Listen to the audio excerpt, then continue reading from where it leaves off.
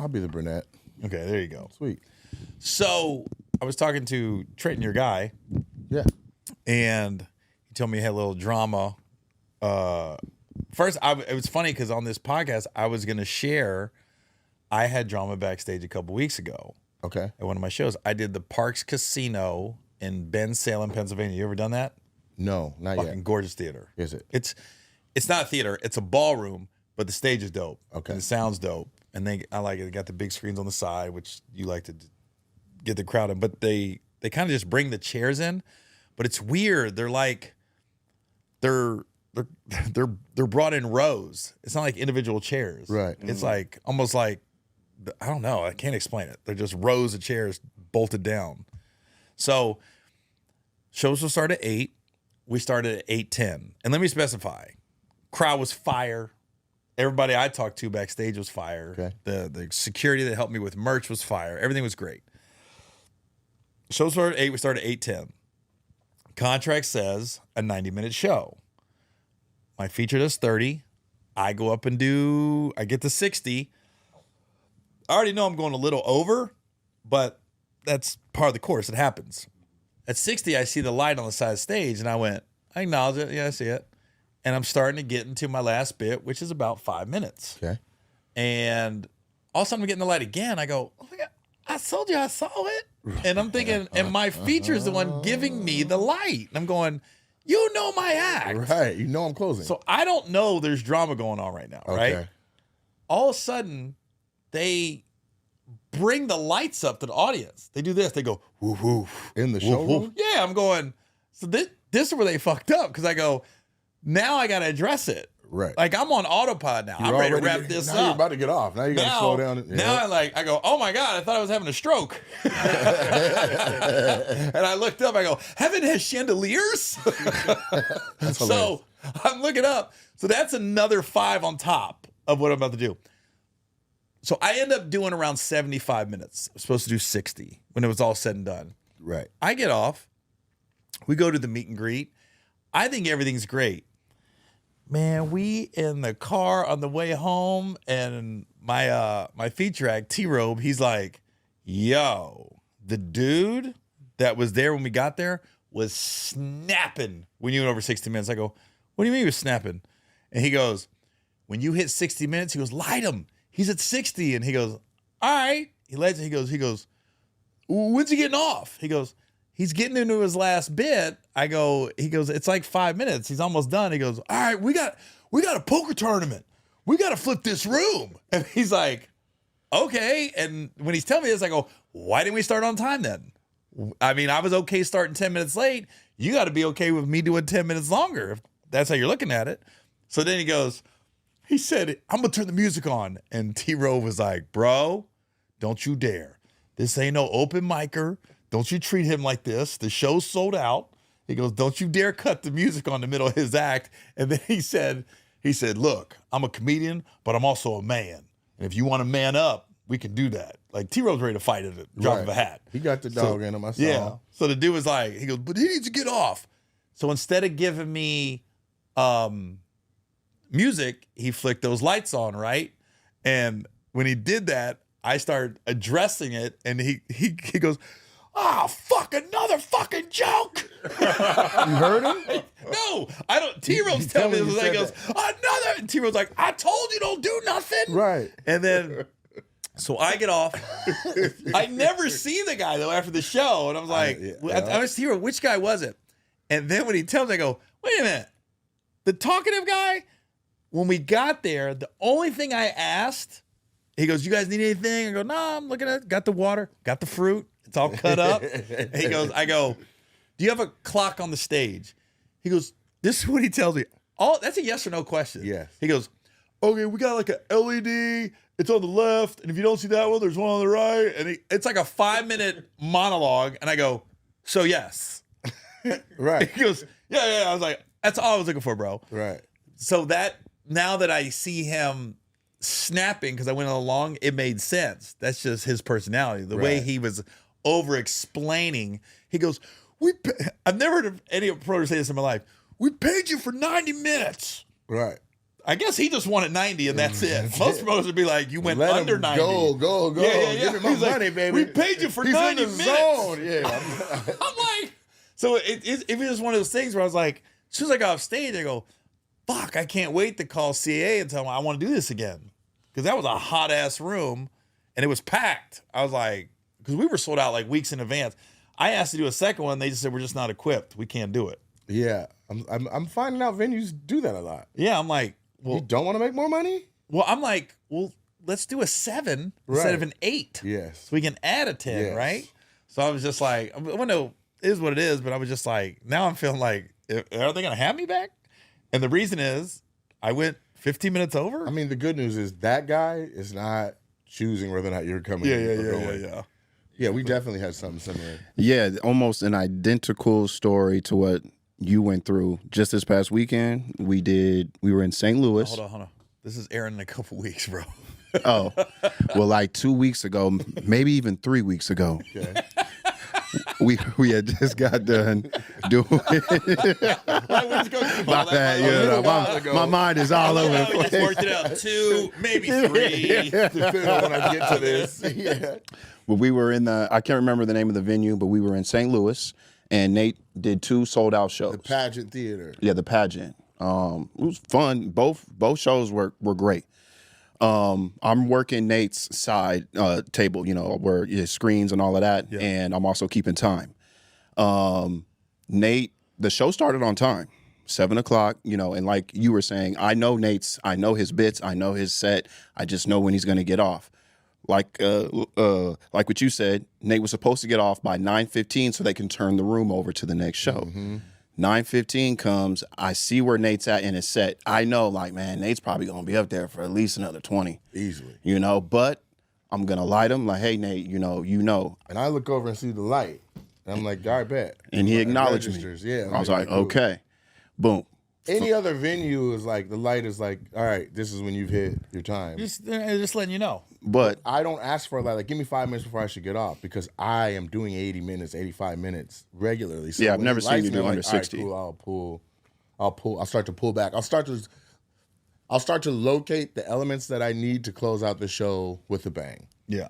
And so I'd look and see the light, and then I'm in it again. There's another big moment that we have, and then I don't know. I just saw it in the corner of my eye. I look again. I'm like, that's okay. That's not normal. And it's not just a quick light. Like at this point, Trenton's like, I noticed it because people saw it.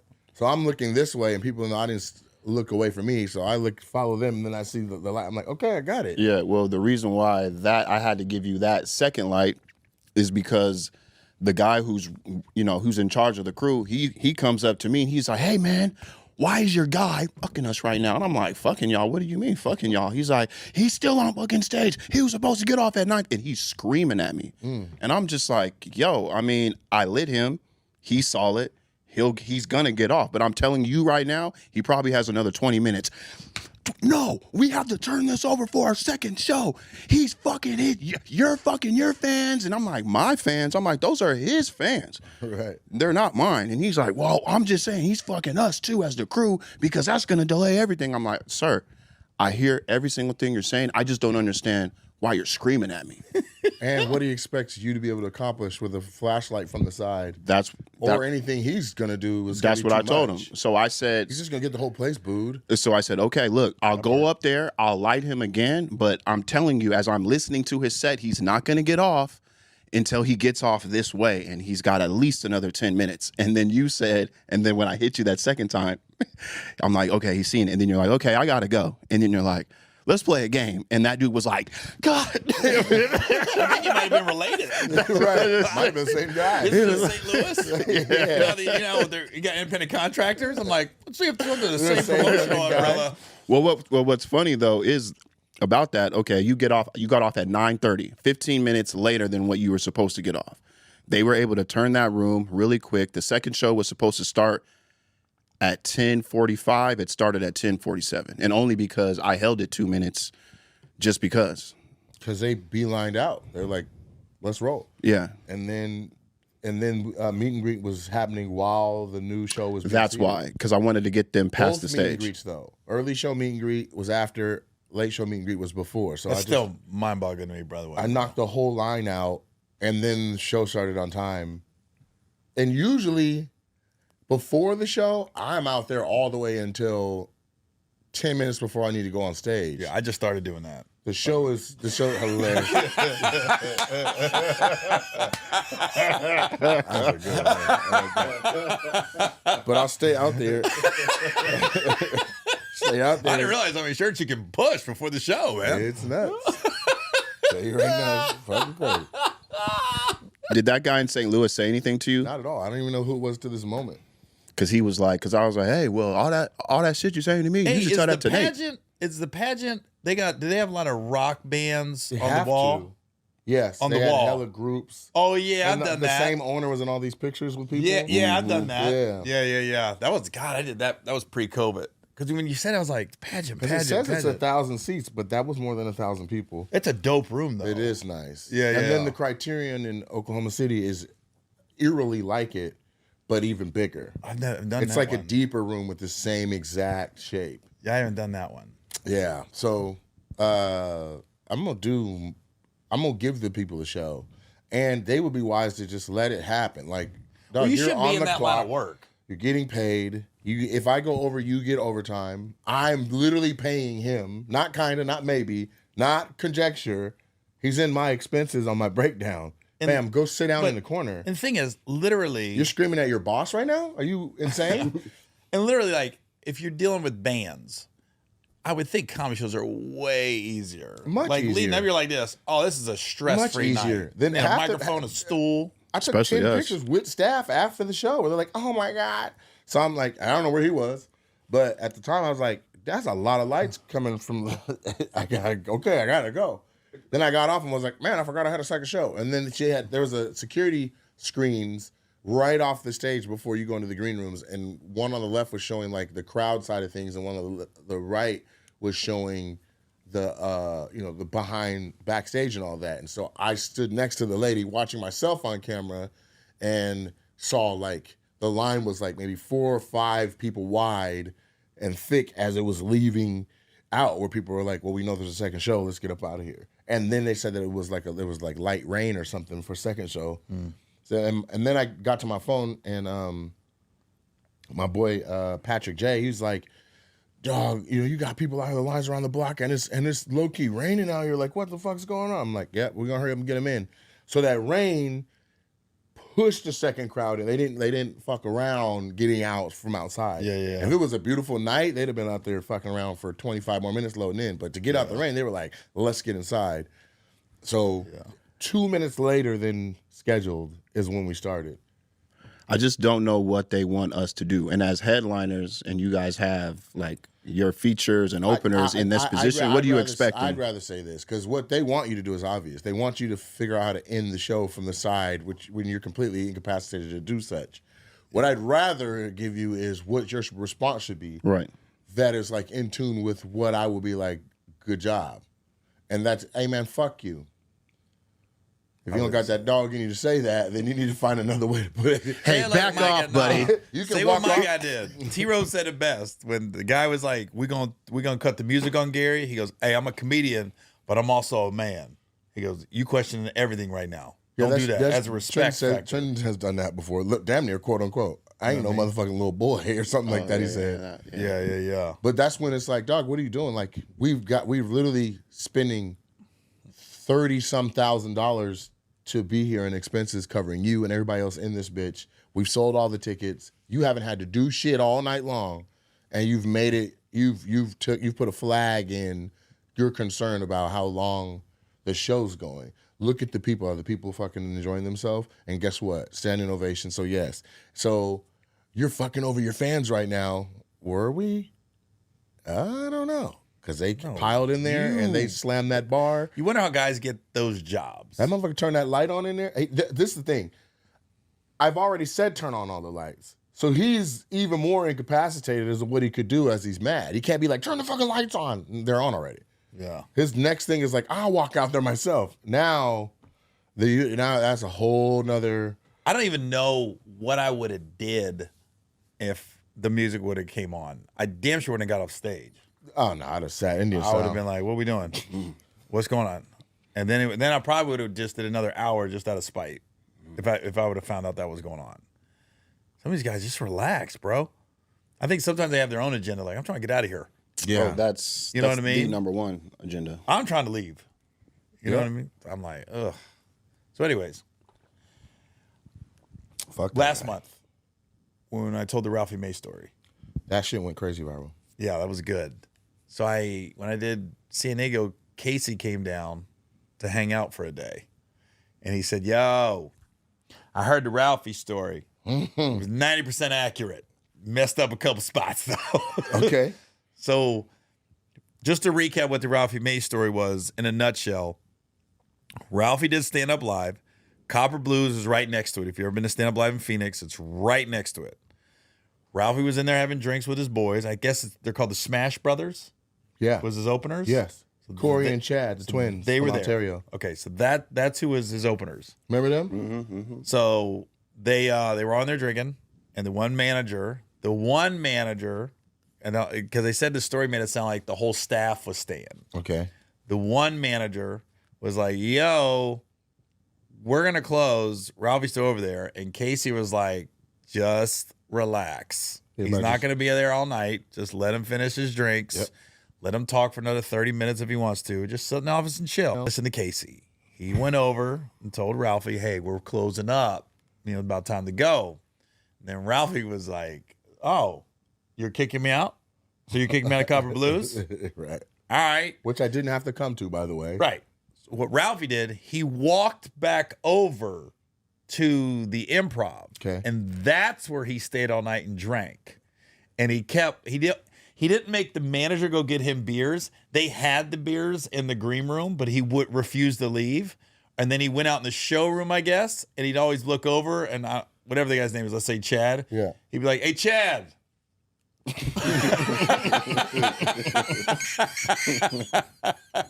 He said he would just call his name like, "Hey, Chad." That's even worse. And then it gets better. Okay. It's not over. And I don't know if this was the same night or a different night, but it's the same weekend.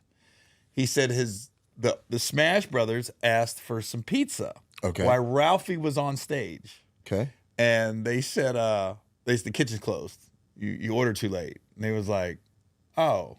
And they tell Ralphie, they weren't stitching. They were just saying, "Hey, man, damn, man, we got to get something to eat." And Ralphie goes, "What do you mean? Man, they get anything?" He They goes, got a kitchen right we here. asked for some pizza. They said the kitchen's closed. He goes, "Oh, all right." He told the manager, "Where's the chef?" The chef comes in. Ralphie goes, Yeah. You know what? I'm gonna get something to eat. Is the kitchen closed?" He goes, No, we can order something. He said, "All right, I'll take everything."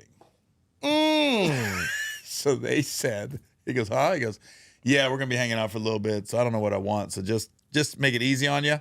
One of everything." Casey said there was so much food getting ushered into the green room, right? And Ralphie Eats one fucking grape. it gets better. He was taking the food and he looked at the chef and goes, "Hey, chef." He dumped it in the garbage. What? "Hey, chef." He dumped it in garbage. And then when it was all said and done, Ralphie goes, "Hey, chef, this could have all been avoided if you would have made the fucking pizza." I could never do I that. could do no shit like that. Because if I was the chef or the manager, somebody got to see me. No, here's what I said. We're about to fight. I couldn't do it. Some. Hold on.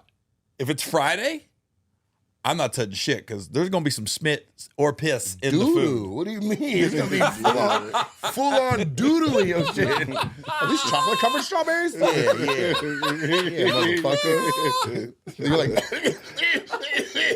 hey Nate. Hey, have you seen The Help? Yeah, right. Have you Enjoy seen your the movie The shit Help? pie, brother? Ooh-wee. I've been the stage before. I was like this. The best is Casey goes, just kept dumping it. It could have all been avoided Just made the fucking pizza. if you just made the pizza, baby. Fuck. I bet the chef didn't even know pizza was a. The manager's the one that fucked that up don't know. by who being like, fucked- "Nah, the kitchen's closed." I don't know who fucked it up. Poor chef was like, "I guess I can cook up some shit." It's, Let me call my wife and kids and tell them I'm not gonna make it home.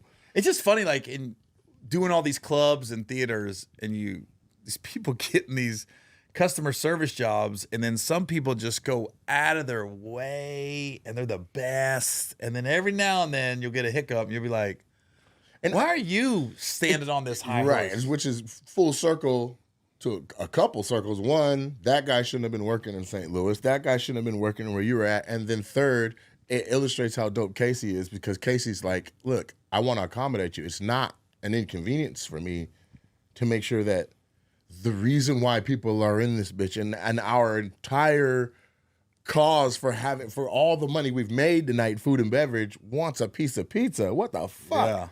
Casey gets it, man. And the staff, like that, when I did, It sucks Ralphie had to just be a whole douche to illustrate that. That was a but lot. That was a That's lot. a whole lot. but that whole staff at Mic Drop in San Diego was just on it. And I'm sure Plano was the same way when you did Plano. I can't see Casey not. It was so funny. Casey goes, "Hey, how's the staff? The staff treating you good and everything?" I said, "Yeah, they on it, man." I said, "That gay dude, that dude." He goes, "Gay?" I go, "Huh?" He goes, "I'm fucking with you." There's a gay manager at Mic Drop in San Yeah. Diego. I mean, he's obviously gay. And I was like, I said, "The gay dude, that mug, he's on it." He was like, "Gay?" I went, Gay dude? "What?" He threw me from it. I said, "Oh, That's funny. Casey has good ass people, man. He has Yeah, he great has. staff. Like, and it's all internal. Like, I talked to him at length because I'm like, he's the best to talk to." well, I want to expand Super Funny, and so we may do something together. And so we were just talking about, like, you know, how are they fulfilling their management positions and things like that. And he's like, we get on Indeed and we scour. We scour restaurant managers all over the country, and like we relocate them. We do all. I'm like, okay. So they got to figure it out. I don't see why they wouldn't have 30 clubs in the next 10 years. Yeah, but I just wish they were bigger. Well, the one in Plano was a house of comedy. It was a Rick Bronson house of comedy. Oh, really? Yeah, I didn't know he had one out there.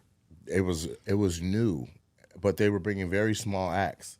And then he said, I guess Rick and Tammy are going through a thing, and so they needed to sell that one so that it wasn't a part of a bigger thing. Oh, okay. And they only called Casey and Hillary. Because I guess So I was like, man, I don't even know if my phone would have rang to see. I might have had to figure out how to pull the trigger to get to Dallas and do that. yeah. Because they 'Cause it's a big many- ass area. how much does Plano hold? Somewhere between 250 and 300. Oh, that's good.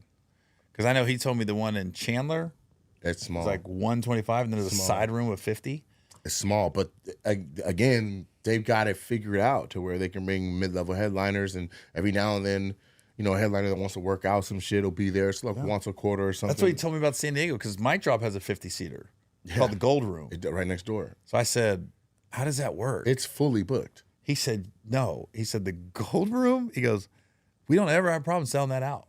He goes, "It's all what you said, mid-level headliners." He goes, "But the good part is we're so close to A." He was like, "A-listers will come down just to work out because he knows there's no pressure. Right. They can fuck around, just get the the timing beach. down." They can stay he's at the condo. 50. Oh, he said, "Me and you are the only two." Really? Yep. No, He I said think Big Irish Jay stayed there too. But Oh, he might did have he? been. He might have been working though. I don't know. I don't know. Because one of the guys said Dice Clay stayed there, so maybe we weren't the only two. But Casey was like, I think him himself is only extended to me and you. Like Got that. it. I believe it. Yeah. Because he got confused when I called him. I said, "Hey, Nate said something about place is real nice." He was trying to put me at a hotel. And then he was like, I said, "Nah, it's supposed to be a condo." I was like, "Oh, shit, man, I got confused." Right. I was like, "Nah, I ain't trying Did to." you walk around? Dude, I used to live there. That was my old stomping grounds. I'm reminiscing. Oh shit. I'm reminiscing about the girl I finger banged in the club one night. You go to nightclubs your whole life. When you finger bang a chick in a club, you never forget that night. Gary's always got his goddamn fingers in somebody. It's a fingered motherfucker, man. I never had. Yeah. You got like 6 stories. Was it Sheila? Sorry. Sorry. Sharon. Sharon got finger popped. This girl got finger popped in San Diego. Your dick is Brenda. looking at your fingers like, It only happened once. I lived there for 4 years. Brenda I went the out server. every weekend. yeah. There was one night in San Diego it happened. Yeah. That's not bad. That wasn't Brenda though. Nah, Brenda was in high school. Right. So is it just the two? No, but there's certain days you don't forget, bro. I'm not gonna forget these women that I You think don't about. forget.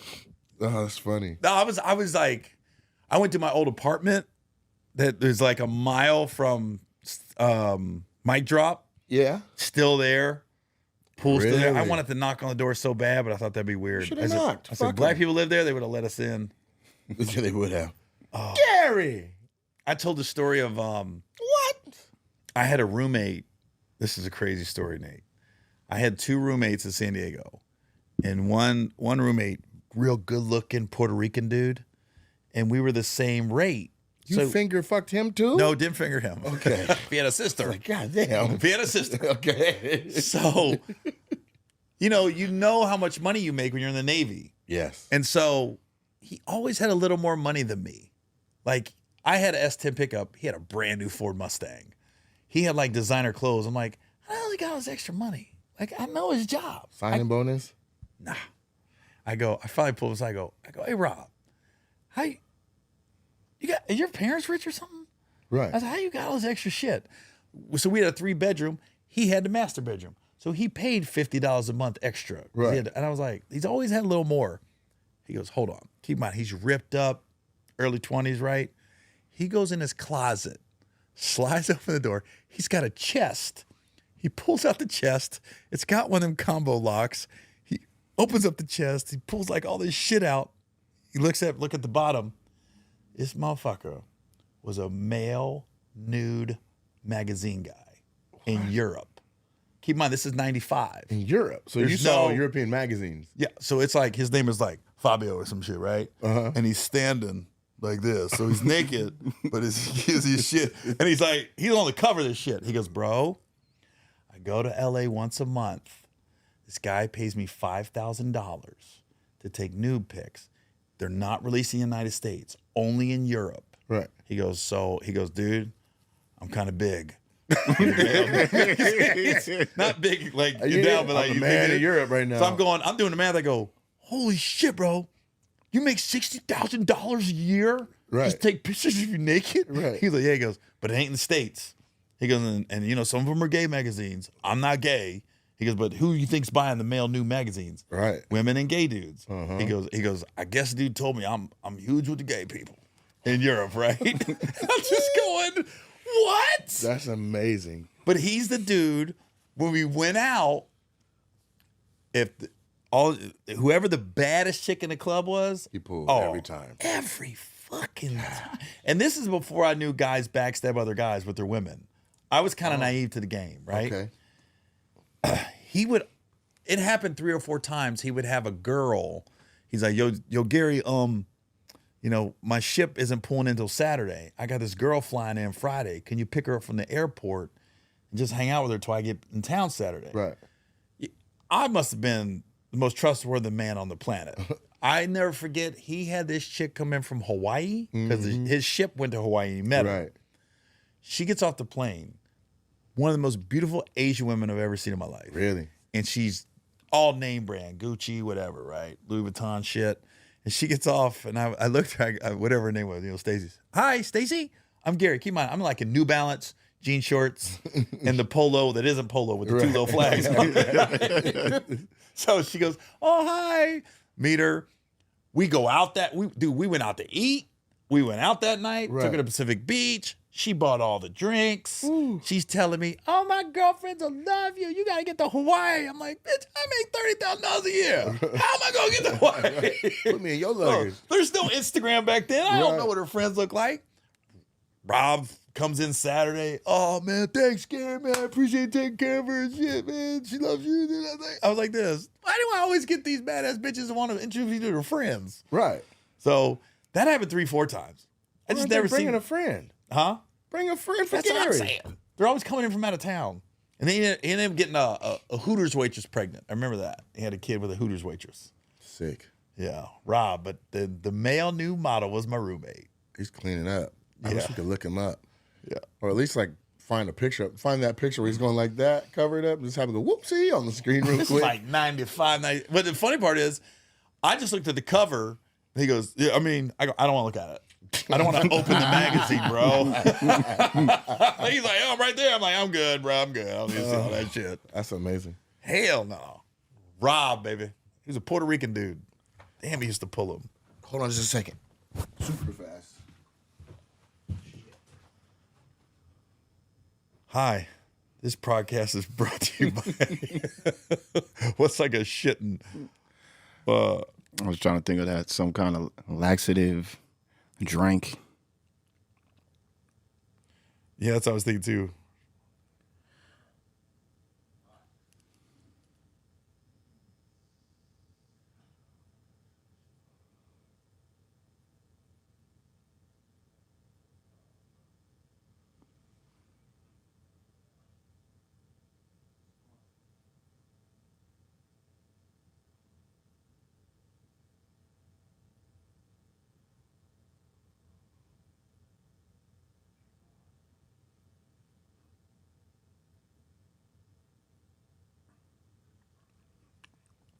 I keep seeing stuff about this Ohio father Oh, I know.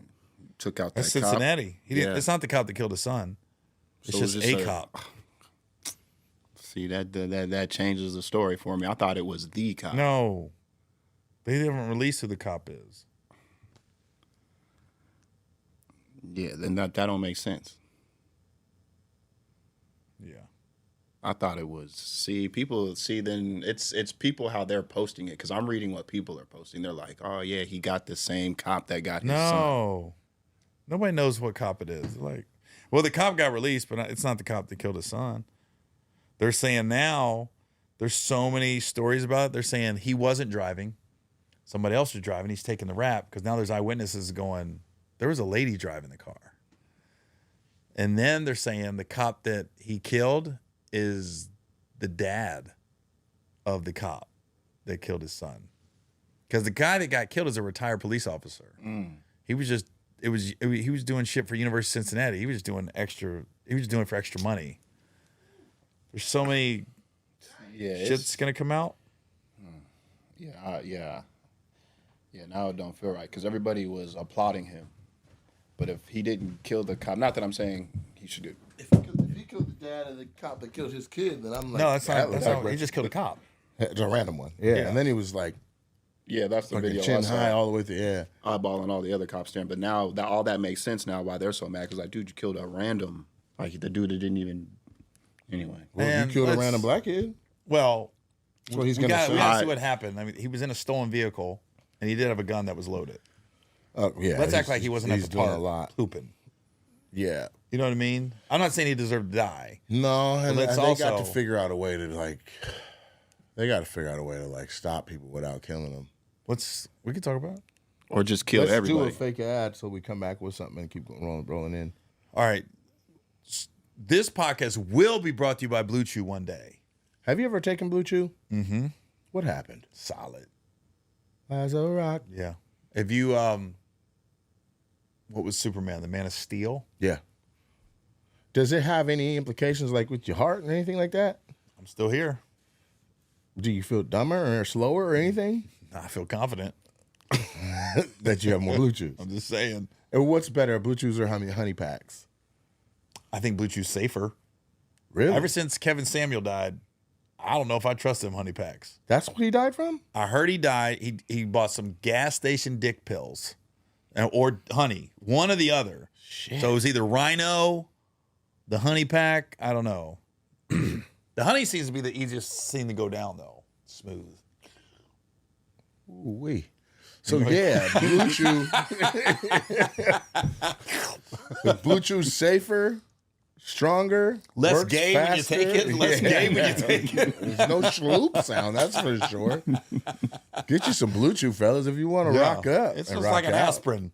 Just pop it in. How long you got to wait? It's supposed to wait 30 minutes, but I just wait till my dick gets hard. I've never taken any dick pills or anything. Oh, really? Ever. And wow. I'm concerned because I hear all the stories. They're like, bro, I couldn't get it to go down. And I don't want to be that guy. No, I've taken some in the past. It's not a regular thing though. I've never had an issue. Thank God. Never had the male impotency, or I can't get it up when it's time.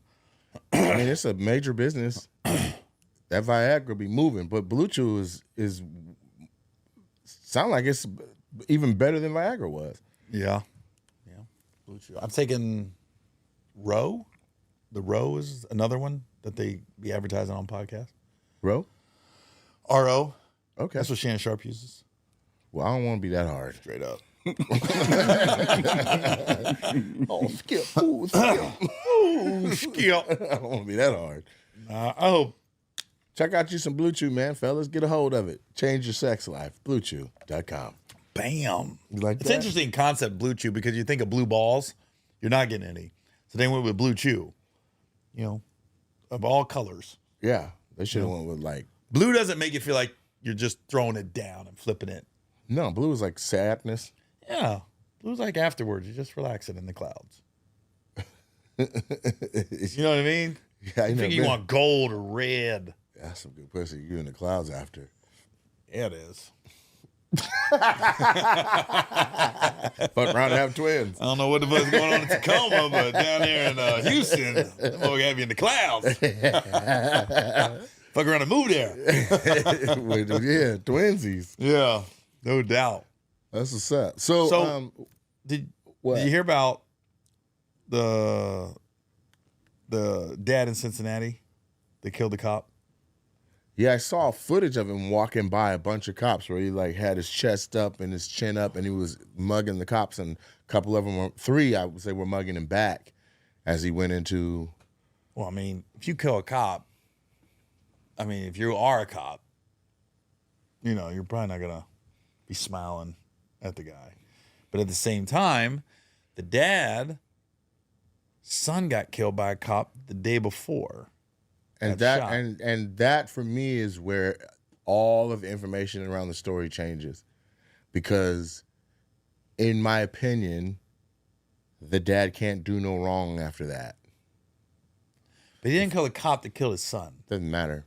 If you kill one of mine, I'm killing one of yours. If you kill my kid, I'm killing one of you guys. And that is a harsh reality. Some people just got to, if they got that in them. Some people have, they can be rational after something like that, to be like, no, it wasn't all of them. It's just the one. But I feel like there is a decent percentage of people that are like, fuck all of them. Oh, I feel like this is so layered because I've Very. heard so much come out. Like, I think the one rumor that I think is not true, I don't think he killed the cop that killed his son. Well, yeah, but I heard stolen car, gun in car. The son was his running. son- Yeah, I heard They it. pulled him over. Yeah. What we do know, they pulled him over. There was 4 teenagers in the car. Mm-hmm. They all took off. Yeah. This particular cop chased his son. His son did have a gun that had bullets in it. Mm-hmm. And they're saying that he got killed because he turned around or something. But they said when the dad saw the footage, they said he was very disturbed by it. He didn't say anything. He didn't become irate. Mm-hmm. He said it was almost eerie. He left and then he went and killed a cop. So there is that You see what I'm case saying? of temporary insanity. For sure. There's a sect of society that's like, if you take one of mine, I'm taking one of yours. And they're lucky they caught him after he caught one, because however many he felt was the equal equation to his kid that he raised. Here's the problem. How many vigilante movies is this? I you know, what but here's the problem with killing a random cop like that. Like, the same way you don't want to stereotype all black kids are bad, because this was a white cop, black kid shooting again. You don't want to do that. The same token, the cop that he killed, we don't know. This cop could have been a pillar in the community. This cop could have helped out numerous kids. We just don't know, because he was already retired. True. So could the kid, though. Kid had potential. I'm saying. So is it 2 wrongs don't make a right? But you don't give a fuck when you've lost your kid. You I don't care understand what- that. It's right when it feels right to me. It's a selfish decision, but it's an eye for an eye. But here's what's gonna happen with this. I mean, be honest, Gary. You got 2 kids that you got 2 twins, little baby twins. If the cops killed, One of my if kids. the cops, nah, fuck it, both of them. Some Damn, dude. crazy. Okay, do something flip inside of you that's like every uniform, you sons of bitches, or are you like looking for the specific officer? I think it's you. There's no way anybody can answer that unless you do it. There's no way I can answer that. I think It's easy to say yeah. I think But the had you truth is, I asked that don't dad know. the scenario, you would have got what he was like. Yeah, I'm gonna go fuck some up. Yeah. I do think there's some of you just have no idea. You don't know what you don't know. you don't know what you do. Yeah, but I know the content of my character. I know. Oh, I saw you go after a parking guy. Yeah, Yeah, I know what you would do. I don't got no. I think I'm a little more level-headed than you, Nate. I saw you go after a parking guy and hold on, held up the entire recording. Like fuck Gary flying into Tacoma and on 3 hours sleep. and Okay, but wanna get a nap. in my defense, I gotta get that. I would have went motherfucker. out there for you too. Yeah. Now True. I look out the window and no, Gary goes, "Who's that guy?" Okay, fucking with your. Okay, let's lay it out. Somebody's fucking with your car, right? My brand new car that I fucking saved up and told jokes, and that's what I bought with joke money. I look outside and I see this brand new vet, and there's a guy wearing dirty clothes and long grungy hair, and he's doing his second circle around my car, looking at the front of it Taking and the back pictures. of it. I don't. Maybe I didn't see a picture pictures taken of it. Well, there you go. He's taking Sure. pictures. He ain't taking pictures of no other cars. So then I go to the balcony of my office and I'm like, "Yo, what's wrong? Why are you messing with the Corvette?" No answer. He literally ignores me and he's walking. I'm like, maybe he didn't hear me, but there's 2 women paying for parking further away than him, and they both look. They heard. He could hear me. Yeah. So I say, "Yo, parking guy, what's wrong with the Corvette?" He goes, "I have to check it, Dumbass. dumbass." Oh, that was a lot. Now I have to check it, period, or I have to check it, ellipsis. All that is fine. You doing your job. You're telling me Yeah. you're doing your job. You're walking around a very valuable possession, and now you call me a dumbass because I inquire why you were within 1 foot of my shit. Yeah. I need to talk to you about your last 2 words. Right. I bet you his cousin works at the Pageant Theater in St. Louis. And the one that works at the other one. Yeah, Parks they're a Casino. serious family. Yeah. Anyway, so I go downstairs, and find it? first I said out loud, I said, "I'm coming down." So then I go downstairs. Mind you, my intention is to be like, "So why are you talking to people like that?" That part. He can't whoop me, so we're not even going to get to where we're finding that out. So I'm like, "Why are you talking to people like that? You got a job to do your job. I respect what you're doing. You've put tickets on my car before. I'm not out here fighting you over tickets. What's up?" Instead of him being out there to where I can have a conversation after I said I'm coming down, he's in his car already trying to get out of here as fast as he can at the stoplight. I go to the corner because it was a red light. And I'm not sure it's him. I'm like, that kind of looks like the guy. So I walk on the sidewalk and I look to the car. He looks over at me. He makes a left. Then he hits a quick right and he goes up the hill. We come back inside. I don't even know if this part happened. You were making coffee. I came Yeah. back in. I went back out on the balcony, and then that was 10 minutes ago. From this moment, there's another lady outside walking around the parking lot doing the same thing. I'm like, What are they what doing? the fuck? They're just trying to man the parking lot. So either he called and said, "Hey, I can't do blah, blah, blah, blah, blah, blah," and tried to get up out of Dodge to keep it from getting in trouble because you realize you didn't call somebody, Dumbass. and that's ridiculous. Yeah. So then she's in the parking lot, and I'm like, "Who's the guy with the long hair?" She's like, "What do you mean?" I'm like, "There was a guy, he's like frumpy, long hair, grungy clothes. He drove a little short gray car." She's like, I think, I said, "You don't know who that is?" She's like, "I think there's a lot of us." I said, "Well, I appreciate you trying to, cover his identity or whatever, but you know exactly what I'm talking about." I said, "He was walking laps around my car, so I came to my balcony and I said, 'What's wrong with the Corvette?'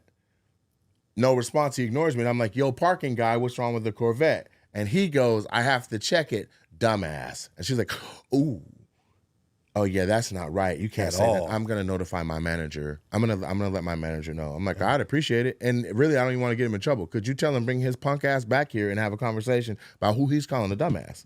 Yeah, that's a lot. Especially when you didn't cuss at him. Not at all. You just said, "Hey, what's up?" And I'm with not changing the Corvette?" tone of it now. Like I'm not flipping it. To, I heard you. It's dead ass. Is exactly how I just did it. Yeah, I was shocked when Trenton told me. He goes, "Yeah, he called him dumbass." I go, "What? So he called you a Randomly? dumbass? Randomly?" Meanwhile, I'm at the elevator like, It was coming on the first floor. I took the stairs down. I'm like, what the fuck is going on? Well, like first when you yelled and Trent was like, dude, I thought Nate was already downstairs. I go, I'm going fruit and veggies in if he can move that fast. Oh my First of all, God. I am agile, mobile, and hostile. I'm much faster than I look. But anyway, I just went to the balcony. So he's yelling that shit back. You know what I'm saying? I have to check it, dumbass. Yeah, who does that? This goes back to why are some people in these jobs? It's not. And man, here's another thing. Did you see the lady that was working the night shift at the desk of our hotel? In St. Louis? Yeah, no, in OKC. She was not. Yeah. She should not be in hospitality. Nah. Oh, really? She messed up. She messed up a bunch of times. She gave me a key to another. There's 4 or 5 rooms Was she white or black? every city. She was Native American. Yeah, she looked Native American. She was pretty. Pretty sad. So then Trenton, I go to my room. I come out. I'm just telling from my vantage point. I come out of my room and I see the back wheels of the camera case disappear as he's going to get on the elevator. I think nothing of it. Trenton. I think nothing of it. It's on the 4th floor now. But then Sue Ra is out in the hallway and she's like, "Oh my God!" And I'm like, "What?" She's like, Trenton just came in my room. They gave him the wrong key. And I was like, okay. So he's going to go get the right key. She's like, it just surprised me. I'm like, go back in the fucking room, Sarah. She's like, whatever. No, she's right though. Like she's in her room. She's thinking like I'm good to go. I'm safe. She's changing or whatever. That would freak me out as a guy. The lady gives me a key to get into this room. So I'm like, I can't wait to get in. And then she's just like, oh my God, wait, what? And I was like, what? And then I hear her. She kind of startles me too. I'm like, They hey. both farted. Yeah. He's coming in farting. Oh, finally in the room. She's like, So, what the fuck? but I'm like, how does So then I come downstairs not connecting totally with who was at fault. Because we always have key. We're like, which room are you in? Which room are you in? It's always a mix-up. So I'm like, maybe Trent was supposed to be with the guy room and then she's with the girl. No, the lady gave him the wrong damn key. So when I get down there, it's him. Who else was there? It was one other person. it was a random. No, it was one of ours. It was either Courtney or it was somebody who was with us. Because then she was like, "Can I help you?" And I was like, "No, I'm with him. I'm the one that bought all the rooms." And then she looked past me and was like, "Can I help you?" It wasn't Surah. No, it was Surah. She came down. Maybe. And then you were like, "Yeah, she gave me the key to Surah's room." So I just went in there and startled the hell out of Surah. And I was like, "Oh," and then the lady was like ice cold. There was no. There was nothing apologetic about like you just really just violated somebody's privacy in full. So fast forward, so we do all that. We go to the show, both shows. No, one show. Come back. It's 3 hours later. Somebody sends me one of the dopest things I've ever laid my eyes on, and I'm like, "This is so dope." I'm about to show somebody. I'm like, "Ma'am, do you want to see something fucking really cool?" And she was like, "No, I don't. I don't want to see anything cool." And I was like, "Okay." I was like, "No, all you got to like, look, it's just on my phone." And she was like, "Sir, I am not going to look at your phone." I was like, "Ma'am, this is really fucking cool." And she was like, "Sir, I am not going to look." I was like, "God damn, you are super not with the vibes. Like, what's wrong? Yeah. You know what? I'm going to head out." Isn't it weird how people are like that? They I fuck couldn't up the believe whole it. vibe. I was like, you shouldn't even be in hospitality. And then all night she was just like, "Rrr, rrr." First off, I don't know what she's going through, so I don't want to put too much on her. But like, lady, you're giving out room keys to people, and they're going to the wrong rooms. You're with guests setting in the them already. tone for their trip. I don't know about that much, but you No, Yeah, she literally- if you get to the She hotel, is. you had a long flight, you get to the hotel, you want to come relax, you would like a yeah, smiling you can ruin face. somebody's trip for You sure. would like a smiling face. Also, we're lucky it was Surah. Because you could have That's just what walked I in mean. on any random That's person. what I mean. Yeah. I'm like, See, that really, was you were in crazy. danger because what if you walked in on a rootin' tootin' in Oklahoma Bing, bing, bong. and she's down there treating us like we're uncouth? I'm like, bitch. And I literally was like, man, I'm not going to cuss this lady out. I'm not. But I was like, we'll just go. So we went to the little after party thing. This is what I was trying to show her. Have you seen the Goofy movie? The animated film? Okay. For those of you who know what I'm talking about, the Goofy movie, the whole movie, they're like on a trip trying to go see Powerline, the Powerline concert. Powerline is basically the Goofy movie version of MC Hammer. And they get to the concert, and you just watch on TV. It has a dance. Basically, Goofy has this perfect cast that he does, and he's trying to teach Max, and it's Goofy. He gets a Powerline concert. They accidentally end up on stage with Powerline, and see it. they're panicking. No, I'm just gonna. It's not like it's a spoiler. No, The shit, we were like 4 when this came out. I don't want to hear it. If you don't want to look, you're gonna have to listen.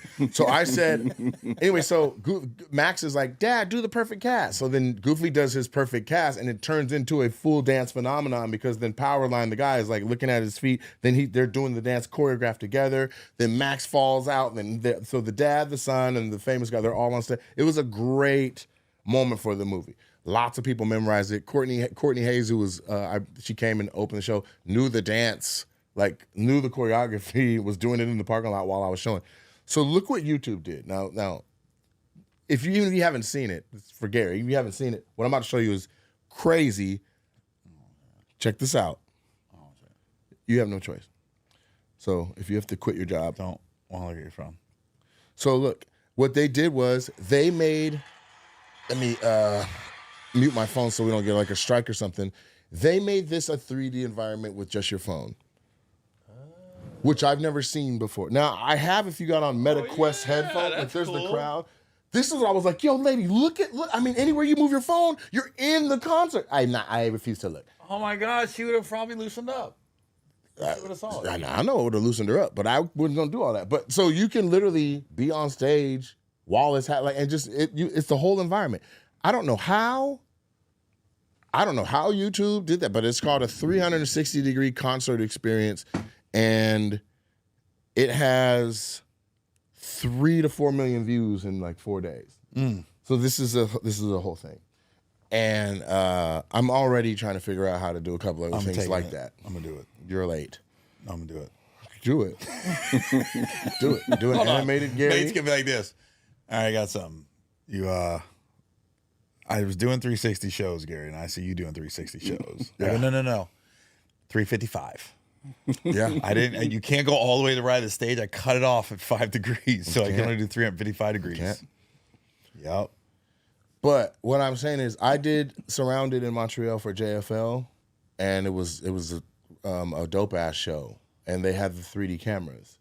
So then the people who have on the MetaQuest headsets, it sits them in a seat in the front row. No matter who the viewer is, they sit in the same seat, and you can look all around. At one point, somebody in the crowd dropped their drink, and it literally you see the soda running towards your feet. Wow. And then the comics just walk out this close. When they show me the sample of it, they're like, this is how it's gonna look.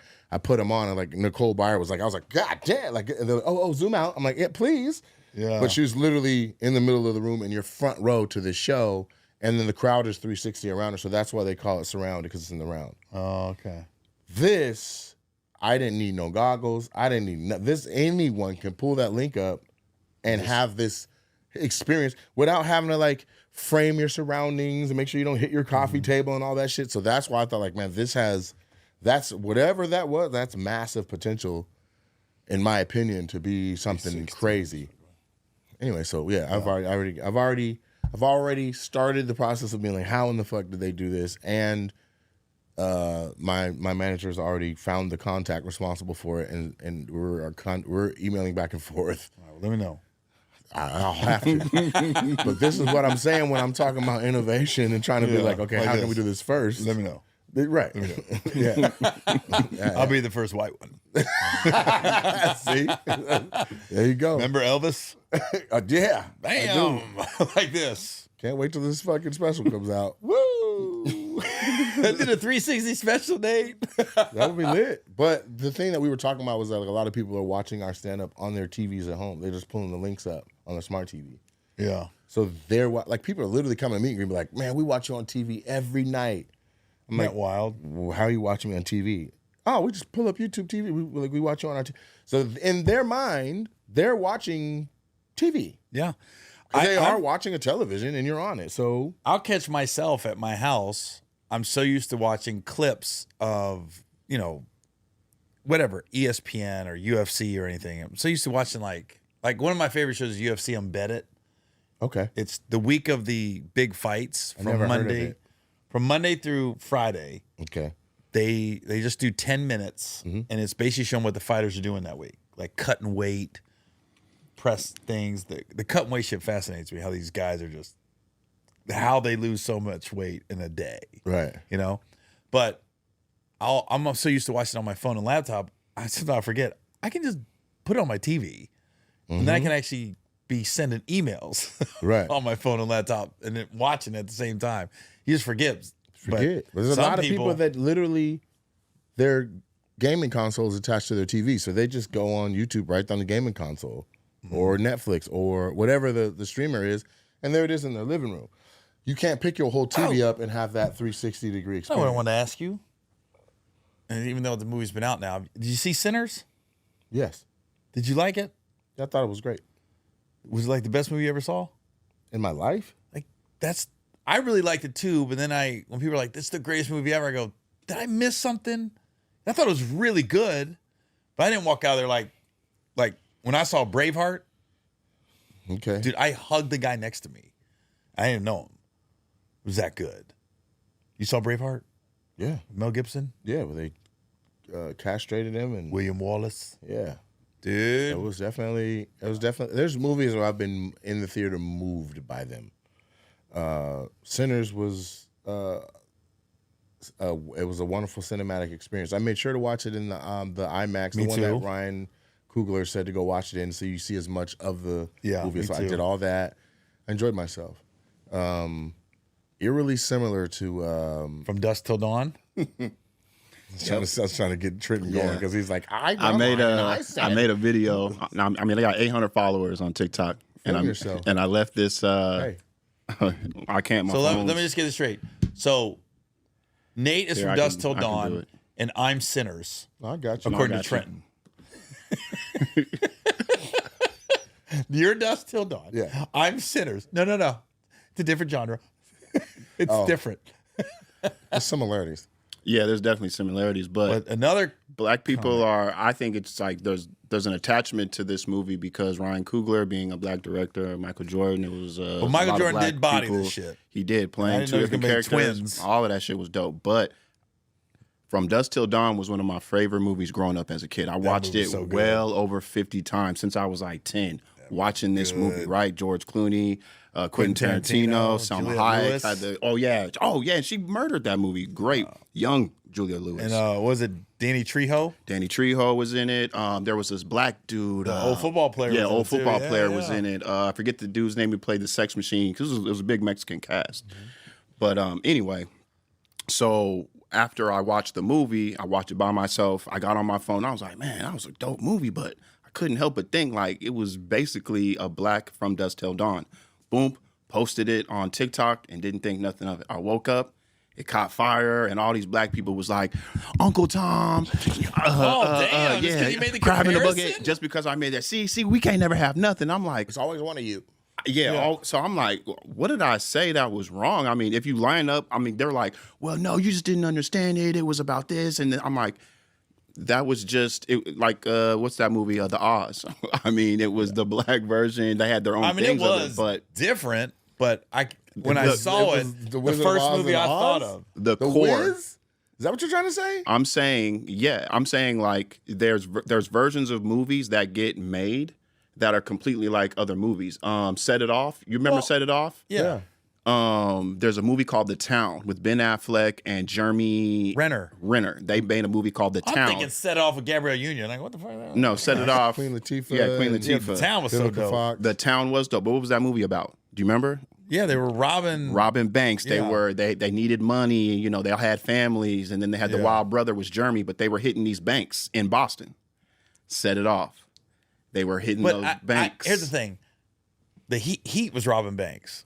There's a lot of heist movies. Yeah, there's a lot of Yeah. but it's like the vampire movies. But I will say, Vampire movies where they have to shack up in a building for their safety and then fight vampires off. like That like is a The pretty Walking Dead. close- There's No, so many versions Brothers. of The Brothers was a big one with Quentin Tarantino and George Clooney being brothers. were Same way Michael B. Jordan. that. Yeah, but was there the wasn't brothers. a pedophile. Because remember, Quentin Tarantino was a pedophile. Oh well, in that yeah. I movie. mean, yeah, but that was just his But past. I you know? will say, when I saw Sinners, the first movie I thought of was Dusk Till Dawn. I didn't think they stole it. I just think, oh, this is the closest I've seen from Dusk Till Dawn. You had the preacher in From Dusk Till Dawn who was questioning his faith. You had this kid whose dad's preacher. He was kind of questioning his faith and where his dad. You're right, and you're also reaching at the same time. There was that musical sequence they had, and then they compared that to the big musical sequence that was in From Dusk Till Dawn when Selma Hayek was over there doing that like slow, sultry dance. You had the way, even the way the movies ended. George Clooney, he doesn't get killed by a vampire; he gets shot and dies, and then he gives the keys to old girl's character, and she drives away in the Winnebago. Same thing. Michael B. Jordan's character gets shot, he dies, and then just the kid survives, and then he ends the movie driving. But the kid died in Dusk Till Dawn, right? He got bit. I'm not talking about the brother. I'm talking about Julia's character. Julia Lewis. Yeah, she was the sole survivor from that night, the same way the black kid was, and how Michael B. Jordan's character died, same way George Clooney died at the end. I mean, I didn't go that deep. I just thought they're in basically a nightclub, and vampires attack it. But the vampires were already in the club in Dusk Till Dawn. Small they couldn't detail get change. in the club in Sinners. Right. So it's a little different. I can see Close though. I can see the correlation. I saw it from Dusk Till Dawn, but not 50 times. So I'm like, I vaguely remember it. But there's enough points that I'm like, okay, if you can drive that line to that line to that line to that line, cool. I saw a podcast where Ryan Coogler was talking about his, the different inspirations for it. He was talking about Puss in Boots was an inspiration. Oh, wow. Because you saw the vampires had red eyes. Yeah. And in the last Puss in Boots, the wolf that was Death had the red eyes and was menacing and whistling, and you would just see like two red dots in the night. So he was like, he literally told the guy on it, he was like, yo, the red-eyed bad guy and Death chasing people. He's like, that was a major. He said Demon Knight too. And then there's like 6 August Wilson plays that are all blended in together that are also. I think I saw the interview. Damn, so he stole a lot. He's not stealing. It's inspiration. Inspiration. Yeah. He put a film together. It was a good movie. Like, I'm not saying anything. It was a dope movie. But there were so many. I think black people. I think the turning point for a lot of black people in that movie where they was like, oh, this is so much deeper than vampires. It was when the vampire was like, this is better than being black. Like being a vampire because you running shit. You know what I mean? Like you want to live your whole life. He was like, we could go bite up some clan members right now. Yeah, like this. You want to live your whole life being subservient, being looked as less than, not having shit. You want to be a vampire. You running shit as a vampire, bro. I was like this. I was in the theater and I was with all black people. I literally heard him go, ooh. I heard the shit. I was like this. Oh, what are you saying? Right. Then I was thinking. Then the next part, I was thinking, why ain't nobody give me audition? I gotta be that motherfucker white vampire. Did you stay long enough to see the bonus footage and stuff? Yeah, at the end. That was dope kind of like the real buddy guy. Yeah, at the end, that was dope. But then they showed, it was a whole nother. It was what the Michael 70s. Michael B. Jordan out on the coochie sweater. It was like 90. It was the 90s. 91 or something. Yeah, and they came back in like 80s gear. Like to show you how. But it shows you how like these vampires weren't reckless. Like they were very strategic. He was like, "Look, I promised my brother I'd let you live. So I'm letting you go." So it wasn't just like they actually like almost had a soul a little bit. Vampires aren't supposed to have his brother's souls. beef with him why they fought like that is because he killed the brother's love interest. Yeah. He's like, I already bit her to turn. She's been bit. She will turn. We will be in love for eternity. Yeah. You know what I'm saying? That wasn't Industrial Dawn. But he killed his own love interest, excuse me. Yeah. And then that the girl is Josh Allen's wife. In real life. Yeah. I didn't know that. Yeah. He's like, how come you don't tell me to shoplift the pussy? Yeah, that was great. That was a great line. That wasn't Industrial Dawn. I liked watching that scene where, because I watched it in a row full of black women. And when Michael B. Jordan's other brother, the white girl, came, they was like, You know what I'm saying? They was like, lost him, right? But then that one sex scene he had with the black chick, and I he liked bits how her over. I liked how they casted a thick black girl too. It wasn't it was a system, man. It wasn't a light skinned that was black girl. Biscuits. Yeah, she was gravy. thick. But I You seen like- somebody be like, how come the first time we watch a full figure black woman get hit, it's got to be from the back, all impersonable, dirty dick, all just in a little It shed. was Michael B. Jordan, bro. I'm just telling you what. If Michael Jordan's gonna fuck you, you take it wherever you can, ladies. Yeah. That's what I'm saying. If Gary's going to fuck you, let him finger bang. I'm gonna finger it first. That was the only difference in the movie. Like, I'll do it. I'm like, hold on. Let me warm it up first, baby. Right. We're going to be here till dawn. Oh my God. Yeah, I left there like, yo, that was a dope movie. But then when I started reading reviews, they were like, this is the greatest shit ever. I go, whoa, did I miss something? No, that's a stretch, but it was a great movie. And also, like, there's people who are like, you know, like the people who are running accounts and making content based on movies. They're like, all right, after my 9th watch, I picked up on another thing, and now they're stretching. Yeah. I watched artists sit back and let people interpret their art, and if it's dope enough, they'd be like, yeah, fuck it, that sounds cool. Yeah. You know what I'm saying?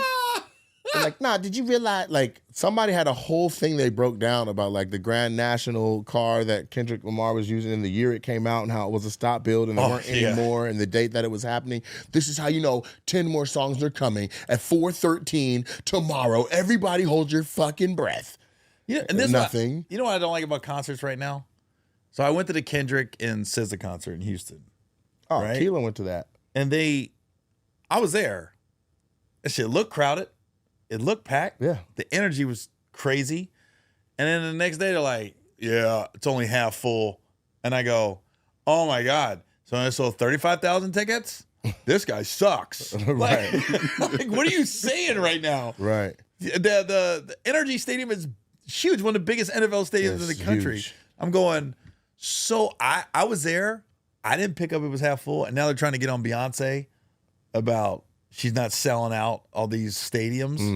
I'm just You going, know, can we just enjoy the concert? Another thing that I thought was interesting about Sinners was what Ben Stiller said, because Variety posted about the movie. They're like, its opening weekend did X amount of dollars, and then it was saw like that. the budget for the full movie was this, including marketing. So it has the ways to go. And Ben Stiller was like, in what world Right. do we take numbers that are exciting at somebody's opening weekend and then be like, it's still a shortfall? Because you also did the same thing for this other movie with an all-white cast, and you just said what it made. Right. Even though it's way more in debt than Sinners was. That part.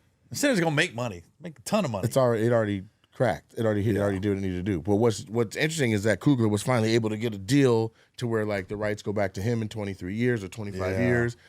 And everybody was like, where did you get this deal from? Did you catch him slipping? Like, and he was like, no, the deal I got already is a thing that happens. Yeah. It happened. Why He is it named off like special 4 that I directors. did it? Yeah. He's like Scorsese. He was naming them off. Yeah. You know? He's so smart. He's so bright. Genius. And he talks hella interesting. Like it's not just Bay Area. It's like it's Coogler talk. Like I haven't met him, but I can only imagine if you're in the room with them, you're just gonna be like, whatever you need, bro. And he's gonna make you feel like you can really do that. Don't finger her. Don't finger her right now. Yeah, just wait. Yeah. Use my fingers. Hey, get the pig's feet. And the ashwanga. Yeah. Mix it up. You're gonna be the first one. Yeah. Become weight with pork Yeah. in this movie. I handle that. Unbelievable. Yeah. I was in the room with F. Gary Gray, and I was like, wow. You could tell he was like, it's weird to say, but you could tell he was a mover of men. You know what I'm saying? Like, you could There's tell people that have have a presence. yeah. There's a commanding you know presence. it And he wasn't immediately. even fucking talking. He was just Yeah. chilling. Like, literally, I don't think he spoke to anybody. I think Faison might have been like, Gary. And it was like, and then they talked for a second, and then outside of that, like, he wasn't, but it was just like, if he moved, like, people got out the way, all kind of shit. I was like, well, who is that? Will Packer's like that. That's the F. Gary producer. Gray. That's F. Gary Gray. Yeah. You get in the room with Will Packer, you're like, you feel like you're the most important man in the world. And Tyler Perry, too. Much shit people talk about Tyler Perry's movies. If Tyler Perry is around, people be like, Yeah. I was on a sitcom with him. that's He dope. went to bat on that one. He just gave me the part. Sick. Yep. That was before he got the new studio. That was when he had now it would deem small, but I was walking around like, God damn. Okay. You know what I mean? Like, what the It was still fuck? big. Jesus Christ. Had the big fountain in the front, had the state-of-the-art gym. You know what I mean? Right, A right. barber shop. Like, everything was right there. You never had to leave. That's my- Barbers were in the barbershop there was a full barber shop. just for him. No. But it was, I don't know if it's for him or not. I didn't It use was it. an operable shop. Yeah. though. Wow. Wow. Barber shop. Yeah, that's amazing. You know what I mean? It was I amazing. want to. That's something that I have aspirations to do is to create movies, and so I think it's part of the next chapter. Let's do, but this. Let's do a vampire. Mm-hmm. They're Asian. Okay. And we'll just, I want to do. I had an idea for a werewolf movie. I'll bite you like that. Eat a little ginger first, then bite you. Yeah. Wasabi. Is the wasabi spicy? This what? Here, let me cool it off. Or, let's do a vampire movie at Asian massage parlor. Ooh, They hey. think they're getting a rub down. Turn over. It will still be $100. Yeah. Guys come walking out. I feel amazing. Right. That's four. Well, look, man, we're gonna wrap it up. But check me out, man. I got some shows coming up. And let me just say a few since we don't know. You know what I'm saying? Lexington, May 9th, Minneapolis, May 10th. These were fun shows. I loved when I did them. How was that theater? Grand Rapids, Michigan. We have there's 2 shows in Lexington. Grand Rapids, Michigan is May 16th. Detroit at the Fillmore is May 17th. And then I'm going to be doing the Miami Improv for Memorial Day weekend. Is that Dania? This is was that Dania Beach? No, this is Doral. Doral. Okay, Doral. Yeah, so I'm looking forward to that because it was already scheduled and then I got sick. I was like, we got to move this. I did not expect them to be like Memorial Day weekend. I was like, oh, I'm there now. Dude. Oh no, I'm at Addison. I'm at Dania. Somewhere around there. Either week before we go. But I think Dania's Fort Lauderdale, right? That's considered Fort Lauderdale? Yeah, because that's where we went after the Fort Lauderdale show because we went there with Dorf and sat outside. Remember when we had all that food on the patio and the show was going on inside? I do not remember. Oh, I'm there right You after you. ate I'm good. June 6th to the 8th. I'm in Dania. Okay. Yeah. But I'm just gonna pump one. July 12th. Pearl Theater inside the Palms Casino. Nice. Vegas. Oh, and I just added Atlantic City. Just literally just went live today. Where you doing that? Atlantic City is June something. But what casino? 718 Atlantic City Tropicana showroom at the It's in Tropicana. Tropicana, yeah. So this is the one we did last year. Yeah. So Atlantic City and I guess Philadelphia and surrounding areas. I'm coming to Atlantic City. Let's play, man. Let's have a good time. Let's have some fun. Cool. All right, y'all. Y'all be blessed. See you next time. Hey, what's up? This is Gary. And Nate. This is the Gary And Nate. Podcast. Damn, we're getting it together. Yeah, we on it. Let's just jump into our schedule. I'll go first. Ready to go. I am in Charlotte this weekend. Nice. At the Comedy Zone. Then I'm taking a weekend off. Okay. I'm going to the Bahamas, little vacation. There you go. Then Vegas, July 12th at the Palms Casino, the Pearl Theater. How Yeah. long do you how long are you gonna be on vacation? 6 days. Yeah, man. Well, I was gonna go to Spain because I got these loaded friends that I vacation Madrid, with. Barcelona. I let them plan it. They do it all. But I picked up a show July 7th as a charity gig for Jaylen Brown of the Celtics. Nice. So he's doing something in Boston. Okay. So it just cut the trip short. When is that one? That's July 7th. Okay.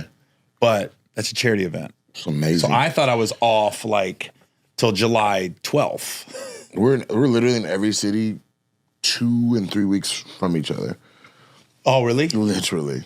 Where you you at? headed? Like, I mean, I did Boston. Oh, that's right. That's You know what I'm right. saying? So you're headed to Boston. You'll be there July 7th, and I will this close to each other in every city. When's the last time you did Vegas?